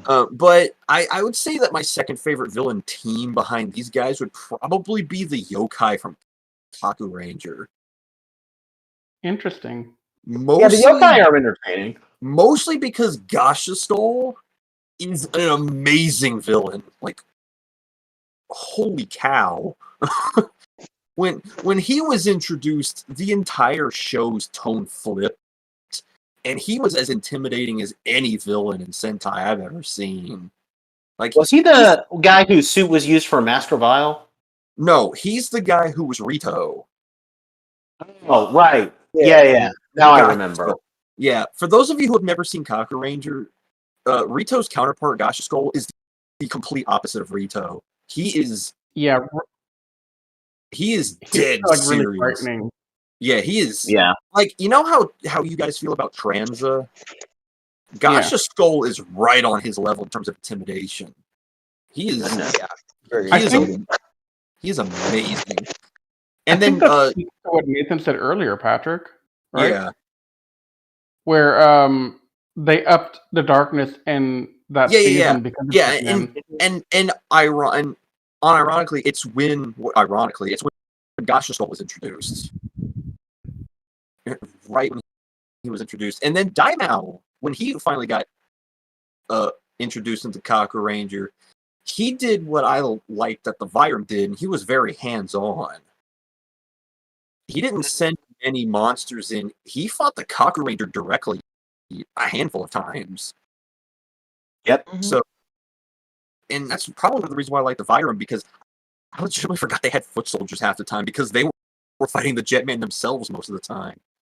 Yeah, And exactly. you don't see that from villains in Sentai too often.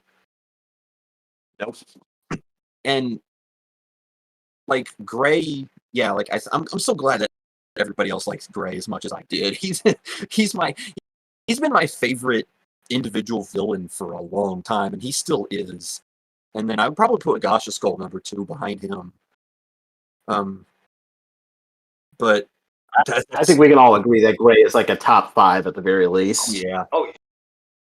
But it also doesn't help that, like I said, all the Sentais I've seen have kind of had middling villains at best.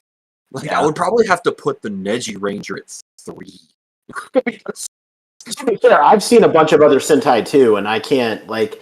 Aside from this and maybe the yokai, I mean, there are some villains that I think are cool here and there, but I don't think any of them can really. Well, okay, maybe Volt from Live Man, but I'll see what you guys think when we do review that Sentai. But aside from that, well, the Gozma from Changeman are somewhat interesting, but they also have issues. But I would probably still say that like I haven't seen many that can really compare to the Vyram. And then I guess I have to throw in this one, even though I hate Ranger with a passion. I think Prince Sprocket is an interesting villain. You mean the Prince Sprocket's counterpart in Ranger, right? Yeah, whatever. What was his name? I can't remember. Because he was Prince Sprocket, and then he got upgraded into what was Gasket, and because those were the same character in Ranger. Because when he got upgraded into his king form, Ranger got back on track for like the last 15 or so episodes. So I like him just for the fact that he made the ending of Ranger not be completely unbearable. Yeah. But Bulldog. Yeah, Bulldog. Yeah, Bulldog. Thank you. Yeah, Prince Bulldog. He was easily the best thing that came out of Ranger. I think the last bit, we don't have to, we've been discussing characters like, okay, first of all, I do have something in the outline here to talk about Aya, but we don't really have to talk about her. She's kind of a boring mentor. Dude, half the time I forget Aya exists. Yeah. I liked her energy, but yeah, that was it. I mean, Kruger did it better. Oh yeah, 100%. Dude, I even think Torin was better, and I didn't particularly like him either.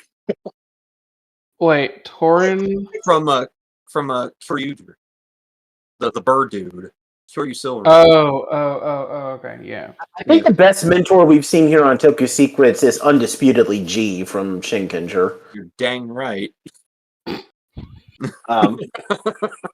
The more I think about it, I don't think I've seen a mentor that I like more than G the more I think about it. Like, I did used to say Aya just because I had Jetman bias, but looking at it now when I'm older and, I can look at this without having to feel like I have to praise Jetman at every point, G is undeniably the best mentor that I've seen. And I've seen quite a few Sentai, by the way. So I think I would even say that he's better than someone like Doggy Kruger from Decken Ranger, not the SPD Kruger, the Decken Ranger Kruger.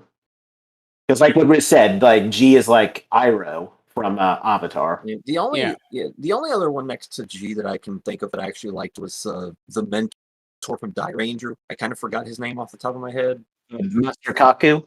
Yeah, Master Kaku. Only not necessarily as a mentor, but his role in the story was interesting. And then the ending ruined everything. But yeah. I mean, there are some mentors that are okay here and there. Like, I don't mind Dr. Kubota from Mega Ranger. I mean, he's okay. Yeah, he wasn't that interesting. Suka from Abba Ranger was cool, but he's not very interesting, but Moke was lovable. The tree? Yeah, just Tree from Giga Man. Yeah. I like him. Yeah, he was cool. But yeah, we don't have to talk much about Aya. She was pretty boring. I think so. We've all established what we think of with each of these Jetman characters. And we all literally just agreed that we think Guy is probably the undisputed like number one green/black Sentai Ranger, unless somebody wants to say otherwise. Where I want us to briefly, we don't have to go into like lengthy discussion on this, but we can briefly say we're the other 4 Jetmen among their colors. We'll start with Ryu, and I'll say it briefly. I used to say Ryu was number 1 because I used to have Jetman bias, but I would still put Ryu in my top 10, but he's not better than Marvelous or Takeru. I used to say that he was. He's not. I would still put him in my top 10, probably the bottom of the top 10, but top 10 nonetheless. What about you guys?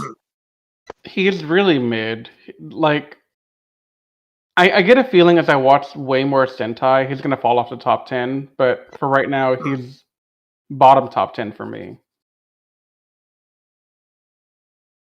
Patrick? Yeah, I like the dynamic of him being the perfect Boy Scout that gets broken, but I don't think they really did enough with it over the long run of the season. Like I would probably put like Shinken Red is like my favorite Ranger ever, so of course he's on top. And then I shoot like Mega Red was better than him, Ginga Red is better than him, Gokai Red is better than him. I would probably even say that Ninja Red is better than him. Like he's good, but yeah, I like Sasuke better. yeah, Sasuke is like he's a good character, but there's just better Reds out there. And Anthony? I have to agree with Riz on this one. He's pretty mid to me. Like, I mean, he's not wrong. He's not a bad red. It's just he's not my favorite. Okay. For Raita, we've already talked about what we think about with Guy, so we could just skip right to Raita. I'll start just by saying, okay, it's kind of difficult because my favorite Sentai Yellow overall is probably still Kotoha from Shinkenger. As it should be. If I'm talking about yellows, I'm like, of course, Riz. If I'm talking about yellows from like maybe just a male perspective, I would probably still put Raita maybe. Okay, maybe he's just barely out of the top 5, but I still think that he's great because he's not a character that you can hate. I mean, okay, he doesn't get much character development. There's probably characters that are more interesting in him. Like I could probably name like 2 or 3 Yellow Rangers that are more interesting to follow. But he's like Trip from Time Force. He's a lovable dude that you can't hate. So I would easily put Raita in my top 10. And anyone wants to go wants to go next, go ahead. I kind of mentioned this when we started that. Well, I've mentioned this recently too, that the season was very focused in the wrong places, that a couple characters got left behind, and he was one of them. I like the base foundation of his character, but they did nothing with him, which annoys me. So like he's like lowish on my list of yellows, because like Shinken Yellow we all know and love, Gokai Yellow we all know and love. I think Ginga Yellow and Mega Yellow are also just better than him outright. Even maybe Go On Yellow too, because she's just, you can't hate her either. Well, of course not.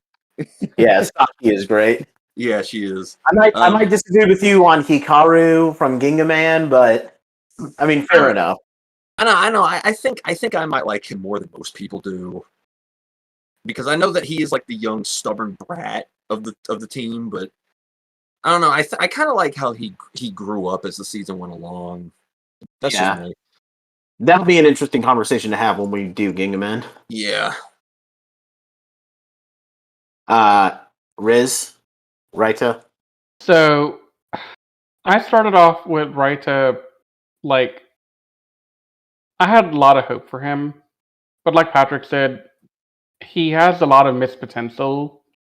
And honestly, he falls flat after like episode 25 and like development. The last good thing he did was have the prehistoric adventure where he stopped having such a huge thing for Kyori and he became his own man, but he didn't get a lot of development after that, and that really hurts him a lot. And I'm just saying, he's no Luca and he's no Kotaha. Like, Yeah. top yellow's right there. He could have been top 5. He should have been top 5, but he's not. I don't even think I'd put him in top 10 because of the lack of potential that they used on him. Mm-hmm. He's just so mid. Like, there's nothing to him. At the end of the day, like, there's nothing that really makes him stick out as, oh, he's a good yellow. He did a really good job being a ranger. Like, yeah, he was there, he showed up, he fought, he was supportive, but eh. And Riz Anthony. out of my mouth. Riz literally took the words right out of my mouth. Okay. So copy paste my speech and give it to Anthony. Got it. With Kaori, for me, I honestly like. I used to really like her, but looking back, like, okay, I think she has some great moments. I don't know if I'd put her in my top 10 or top 10 pink/white Rangers. That's actually difficult because I've had a little bit of a difficult time figuring out who my favorite Pink Sentai Ranger is. I think right now, probably as things stand, it would probably be Time Pink from Time Ranger. But I don't think I could bring myself to say that Kaori is in the top 5 or 10. She used to be maybe when I had some Jetman bias, but probably not anymore. And you guys?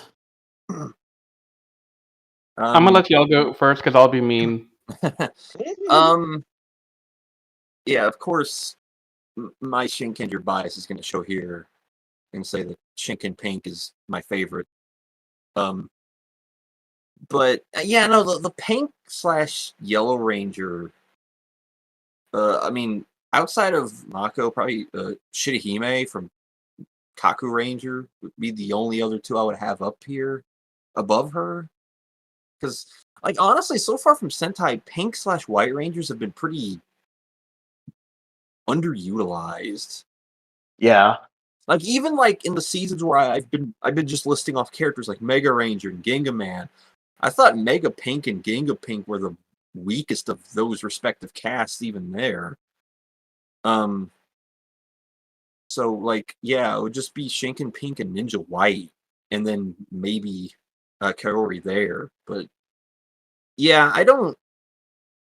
I felt like she Well, the was Time Ranger, Time Pink will be yeah, right there well, waiting to take your number one spot. if she's like Jen, then she will be at number 1. But I'm saving that for when we get there. Right. Yeah. But man, I liked Kaori's role the first time I watched the season, but in hindsight, man, she's just a tool to drive Ryu and Guy's development forward, and that kind of annoys me a little bit. Yeah. She didn't really develop her in her own right. She just kind of was there to be the center point of character drama.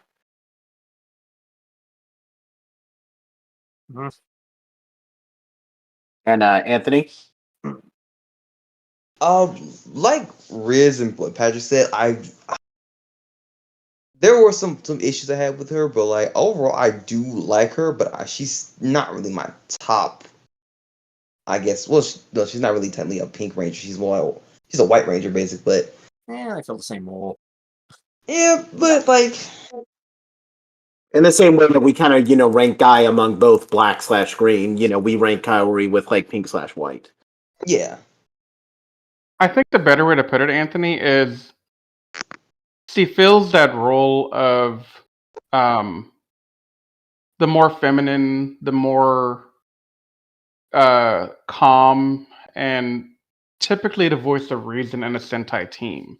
Yeah. Look at IHAM, look at Sinkin Pink, Mm-hmm. and you'll see examples of Sentai Pinks that are doing that role really, really well. Yep. Mm-hmm. But that's not something you see here, is what I think what you're trying to say. Yeah. Where would you put Oh, sorry, Anthony. I didn't realize you weren't finished. Go ahead. Right. It's just, I don't know. I think she's good for the story. That's really what I have to say. If she wasn't in the story, then it wouldn't work.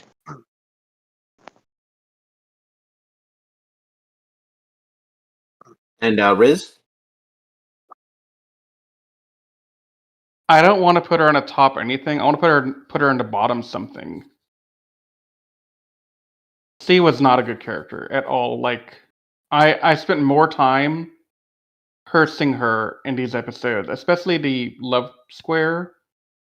C just didn't contribute anything. And the only scene I actually really liked her was at the end when she was helping Ryu come to grips with Rhea's death. Beyond that, I'm sorry, she was a worthless ranger. Yeah. I mean, what's So- funny is that there's a lot of scenes I've noticed in this rewatch where she doesn't there's times where she won't even transform to battle. Like there's a handful of battles that end with her not even there. Well, it's not even that. It's she had no identity beyond rich girl. Like she had no personality. She had no character growth. She had no ambition. She had no anything. Literally, they walked up to her and said, "Hey, you got hit by some birdonic stuff. Welcome to the team Jetman." And she said, "Oh my god, okay." But then you don't see her struggling a lot with the transition from being this spoiled rich girl to being a Jetman. Like, there's no struggle, there's no internal conflict there. We're just focused on the fact that Guy wants to tap that, and Ryu doesn't want to tap that, but C wants to tap him. And it's literally all about the hormones here, and I hate it. Oh, and Raida wants to tap her as well, but that's a whole other thing. That right there actually is one reason I put Raita lower on my list. Is because the development he did get was really bad development. Yeah, fair enough. But no, Kaori, I'd rather talk about bottom of the pack rather than even trying to place her in any top list because she doesn't belong in any of that. Oof. Yeah, fair enough. Finally, this is going to be the easiest one for me with Akko. I'm actually going to go off what Riz said last time. Even when I had Jetman bias, Akko never did it for me. I don't think I would be so mean as to put her in the bottom, but she is nowhere near the top for me. So she's not even my favorite female Blue Ranger. That would probably be Urara from Maji Ranger. Yeah. Akko is nowhere near the top for me. What about you guys? Just to wrap up Ranger placement. Yeah, she's. I mean, when you have other blues like Shinken Blue, Mega Blue, Ginga Blue, Gokai Blue. Yeah, Gokai Blue. Shoot, even Kyoryu Blue. Yeah, Kyoryu Blue is at least entertaining. Yeah, he is. From No-san, you mean? Yeah. Yes. Yeah, No-san's a lot better than her. Yeah. She's got some steep competition here, and for being the other character that was left behind, I like her role on the team as kind of being the energetic motivator, but that wasn't really utilized worth a crap either. So I would probably say she's the worst character of the 5 from the season, pretty easily. Yeah, there's no contest with that. Yeah. What about this, Anthony? Because at least Kaori had something going on for her. Akko doesn't have a story. Like she's just there. Okay, Riz's hot take incoming. You ready? Mm-hmm. I'd rather Akko's lack a story than the story we attempted to get out of Kaori. Oh, No, Okay. I Shots understand. fired. I'm being generous, mind you, because she's not doing it for me. I can see your point. Sometimes it's better to have a character who isn't written at all than to have one that's written poorly. So Yeah. I can understand your point of view. Yeah. So I think to wrap this up, just with Jetman in general. I did want to talk about Akko for like 1 second though. I didn't get to. Sorry about that. I didn't realize Akko is very mid-level. Like she's not terrible. She just didn't get utilized at all. She suffers in the same way that Raita does. She's Mhm. not terrible. She's just not good. So I would say that she has a passing grade, but that's not really saying a lot. Which is not what's something I can say for Kairi. Go ahead, Nate. Okay. I think the last thing, just to wrap this up briefly, we've all talked about what we overall think. So, and Riz, you don't have to chip in since you set like a 7.75 out of 10. Yeah. I guess for the rest of us, we should probably give our scores out of 10. I'll start. I'll probably say, I used to say 10 out of 10, but now, I mean, I think a big thing that I've gotten out of this rewatch is that I see the flaws with this Sentai, but I still like it for selfish reasons. It might challenge me to say what my favorite is. Again, I might say Shinkenger. I do think Shinkenger is probably better than this technically. I would probably still give this like maybe an 8.9 out of 10. I see the flaws that you guys are talking about, but I still love it for personal reasons. I love the parallel here, Nate. I just have to comment that real quick. What's that? You and I. So your reaction at the end is what my reaction was at the end of Shinkenger, except I was saying on a technical level, Shinkenger is better than Gokai, but I still love Gokai, and that's my favorite one, hands down, for my own selfish reason. Yeah. And I hadn't watched Jetman, for like maybe 2 or 3 years before we did this rewatch here. So I can see the flaws in it, but I still think it's good. And nothing's really going to convince me that this is a bad Sentai. And thankfully, none of us think it's a bad Sentai. Just, we might disagree on whether or not it's amazing or not. Yeah. But Patrick or Anthony, whoever wants to go first. I'll keep it brief because I'm the other one who's seen the season already. Going into this, because after I watched the season the first time, I was like, it's on par with Shinkenger, but as time went along, like, I kind of separated the two seasons because the things Shinkenger did right are a lot of the things that Jetman did wrong. And now rewatching this season, it fell off for me a little bit, like to the point where I think I might like Kaku Ranger and Ginga Man a bit more than this season. So I like Ginga Man a little bit more too. Actually, I really love Ginga Man. Ginga Man is amazing, especially for those of you who like Lost Galaxy. Go watch Ginga Man, please. I heard Ginga Man is Lost Galaxy done right.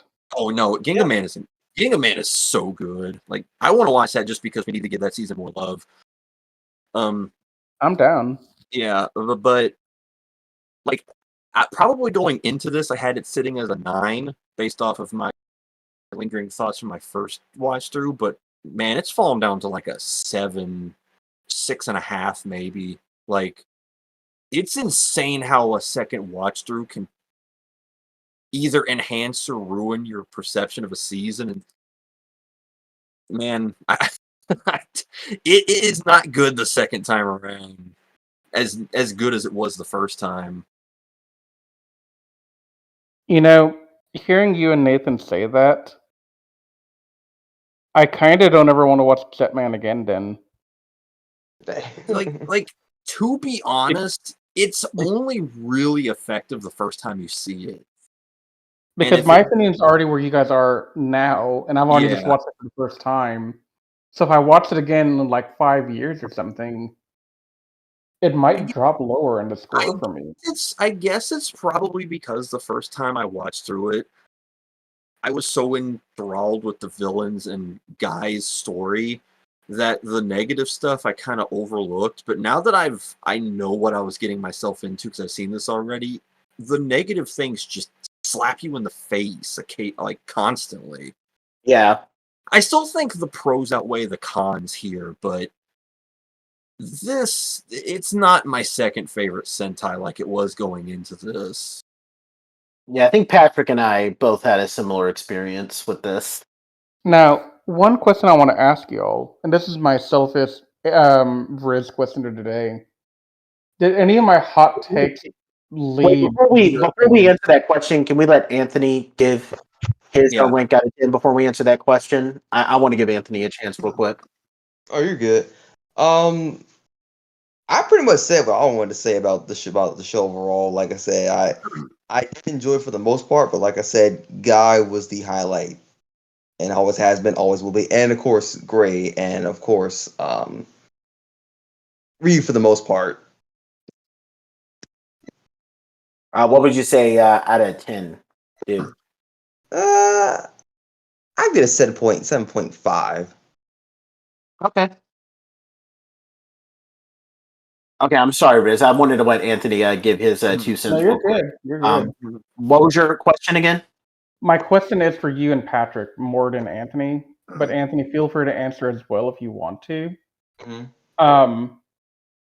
So I know I gave a lot of like rants and a lot of like grievances, and I'm wondering how many of my rants actually helped break y'all of some of the Jetman bias y'all had. I think your talk about your issues with the love square really resonated with me because even back then I thought it was kind of annoying, but I didn't think it was as big of a deal. But for you to point out how it does kind of derail some of the characters, that actually resonated with me quite a bit. That was probably the big hot take of yours that had a big impact on this reevaluation, for me at least. Mm-hmm. To be honest, I think that I might be the one who has the least amount of issues with the love story in this season. Because, like, that was kind of like the big thing about this season was that it had, like, a very strong love circle or whatever in it. And love square. Get it right. I'm saying circle because it's the same idea. It goes around. But they don't all point to each other. You guys, specifically you, Riz, you really harp on it. I don't really have that much of an issue with it, even after you going on and on about it. I feel the same about it now as I did the first. It's probably the one thing about this season, aside from the villains and Guy, that my opinions didn't dip on this rewatch. Mm-hmm. But the rest of the stuff that you brought up, I kind of caught on to just by watching the season again on my own. I didn't need you to tell me about it. I picked up on a lot of that stuff on my own. So yeah, I kind of had a feeling you did. Yeah, your hot takes didn't really influence anything because I kind of just caught those on my own, and then you just mirrored what I was thinking when we were doing these. Yeah. So what I'm hearing is I have to up my hot takes next time. Well, your hot takes for Shinkenger didn't work out in the long run, so hey. Okay, look. Nobody could have predicted Shinkenger's ending with me, okay? Except me. I think we can, just to bring up Shinkenger, I think we can all agree. I know that Riz says that Gokaiger is his favorite for personal reasons, but I think, like, on a general consensus, Shinkenger is probably the best from a technical perspective. That's the consensus here on Toku Secrets. Yeah. Like, I use Shinkenger now to evaluate other Sentai. Yeah. So how many seasons did you guys review before I jumped in? We did Gokaiser to Fruition. We did Tokuser way back in the Gap. when it was originally airing. We Okay. started to do Go Busters, but we never finished that series on here. We started doing Ninja, then Riz saw a lawnmower episode. He gave up. I couldn't do it, man. I could not do the lawnmower episode. I've heard stories of that episode. I don't need you to say. Have you never seen it? No, but I've heard about it. I I don't think you need should you to. watch it. Just understand. Oh, I don't need you to explain it. We started Jew but we all got kind of busy with other stuff, and it just kind of fell off. We'll probably get back. We'll get back to Jew at some point. I will say Zeozer is the one that resonates with me the most of the ones that I never finished. Yeah. That was the one that I wanted to say would have entered my top 5 at the very least. Mm-hmm. Because Zeozer is that good. So the reason I asked that question is, out of all the seasons you guys have reviewed for this, would you consider Shinkenger the best season? Yes. Yeah, I would say right now. Technical level, yes. Our favorites may differ, though. Well, I mean, like favorite versus what you think is the best. Yeah, it can be different. Yeah. But, yeah. So no, Shinkenger is definitely the best. Patrick, would you accept it if somebody said that like something like Gingaman was better than Shinkenger? If someone told me they thought Gingaman was better, I honestly wouldn't blame them because Gingaman is, I might lean a little bit toward that, to be honest. I mean, yeah, it's an A tier Sentai for sure. Like, yeah, you're not going to convince me that Gingaman is better, but if you say it is, I wouldn't question you for a second. Now, one thing just to reiterate, Nate, what was your favorite red? I mean, it used to be Ryu, but funnily enough, even like a couple of months before this rewatch, when I was reevaluating, I actually did say that Takeru was better than Ryu. Like I had Takeru was number 1 and Ryu was number 2. I would probably put Ryu at the bottom of number 10, but I think I can officially say, like, with how my mindset is like firmly set in place right now, I would probably say Takeru was always my favorite. Mm-hmm. Number 2 would. No, go ahead. Where would is Takeru? Because I know Riz is going to say Marvelous, but would Anthony and Nathan, would you two put Takeru as like the best red? I That's would. what I just said. I absolutely would. Yeah, I know you just said that, but okay, so but yeah, Riz is going to be Riz, so but I mean, well then let me ask favorite versus best. Do you think Takeru was a better character than Marvelous? Yes. Okay. I think he had a better storyline overall, and that made him a stronger red in my opinion. Mm-hmm. But if I were to pick the red that I would want in my corner in a fight, it would be Marvelous. Well, I mean, he would help you and look good while doing it. Well, yeah, we both look marvelous doing it. Mm-hmm. I love how you guys are validating my love for Shinkenger. So, okay, to give more expose there, I guess, to talk about this more, and I know we're tangenting like crazy right now on this review, but sorry. It happens. Personally, I think Takeru is a great red because of the stuff he went through and how he felt when he was going through it. But I think Marvelous was a better red than Takeru in the leadership of the team overall. Because Marvelous, he never truly wavered in like his ability to lead the team effectively. And that's a great plus to me. But Takeru struggled for the longest time because he didn't feel worthy of that role. And so, literally, I got 50-something episodes of Gokaiser of Marvelous being the ideal red that you'd want in your corner helping you in a fight, versus Takeru, who is probably competent enough to go head-to-head with Marvelous and not lose almost immediately. But his leadership skills were very much lacking until the end. Yeah, you kind of hit the Yeah. on what I feel about Marvelous. He's all the stereotypes of a Red Ranger, but just amplified to a hilarious degree. Yeah. But that's the beauty of him. Yeah, it's kind of endearing for all the weird reasons, but Do we want to give any closing thoughts on Jetman before we wrap this up? I'm pretty much said what Um, I was gonna say. I will give one last closing statement. Despite all of my hate I gave Jetman for the Love Square and for Raita and Akka getting safted on character development, and the assortment of other complaints I had throughout, I'd still recommend, if you're a Super Sentai fan and you're looking for something to watch, Jetman is something you have to watch once as a fan. mhm. It just, to me, this is a required Sentai to watch. You would make it a must see? It's a must see Okay. because of the historical impact it has with the storytelling evolution we see in the future. And also, it has Guy, and Guy needs to be seen. But As long as people are willing to acknowledge how great of a character Guy is, I don't need anything else from people. yeah, so like if you tell me, oh, I'm never gonna watch Tokyo Ghoul, I'm gonna say, okay, cool, whatever. But if you tell me you're never gonna watch Jetman, I'm gonna pull up the armchair and we're gonna talk about that for a little bit. Okay, then let me ask you guys one more question. Who's your favorite Ranger, and then where does Guy rank next to him?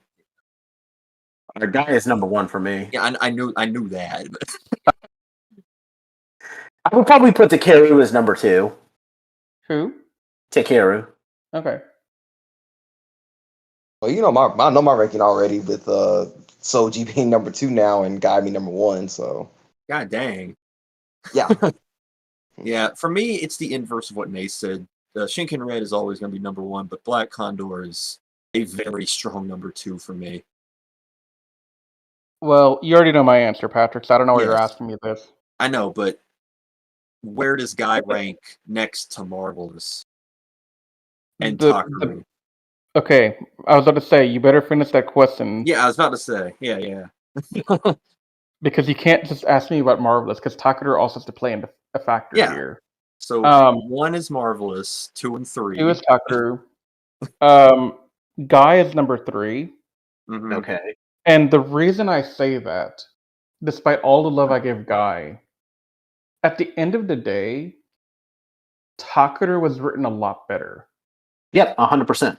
Yes. But Guy is just that much of a badass that it doesn't matter. So Guy and Marvelous have a lot in common, honestly.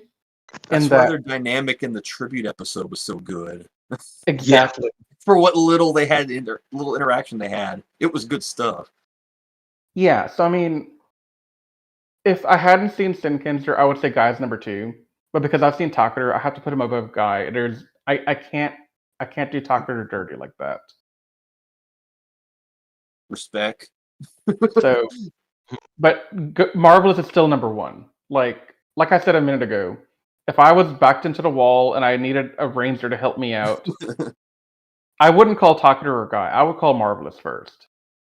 Well, I think it's safe to say that after you've experienced Shinken Red and Black Condor, that Gokai Red's just never going to move from that position, because I think those are the two best Rangers in all of Sentai. Yeah. So I think he's got his number 1 set in stone forever. I just need to forget about it. There's no convincing him anymore. And number 3 would probably be Time Blue from Time Ranger. I really want to see what you guys think about that character. But Yeah. yeah. But with that being said, this was Choujin Sentai Jetman, ladies and gentlemen. Next time we are going to be this is a wrap on Jetman. Actually, we are done. We have wrapped up one journey. And we are going to be getting another journey. Next time, we are actually we are taking up a new journey. We are going to be becoming students of a Kimpo known as Jukin. as we take a look at Choujin Sentai Geki Ranger. We hope you guys will join us for that. We thank you guys so much for listening to this. If you're watching this on YouTube, please like this video. If you've seen Jetman before, please give your thoughts on Jetman. Please follow us on animesecrets.org and all of our social media pages like Twitter, Facebook, and Instagram. We appreciate those who are listening to us on Spotify and iTunes. Once again, we thank you guys so much for taking the time to listen. If you haven't watched Jetman, please watch it. If you don't want to watch it a second time, that's fine, because as this segment has revealed, watching it a second time might have some negative effects, but it's still a great Sentai. We thank you guys so much for listening. We will see you guys next time. We are making our final flight before we land and begin our new journey as Choujin students. But until that time, guys, we will see you later.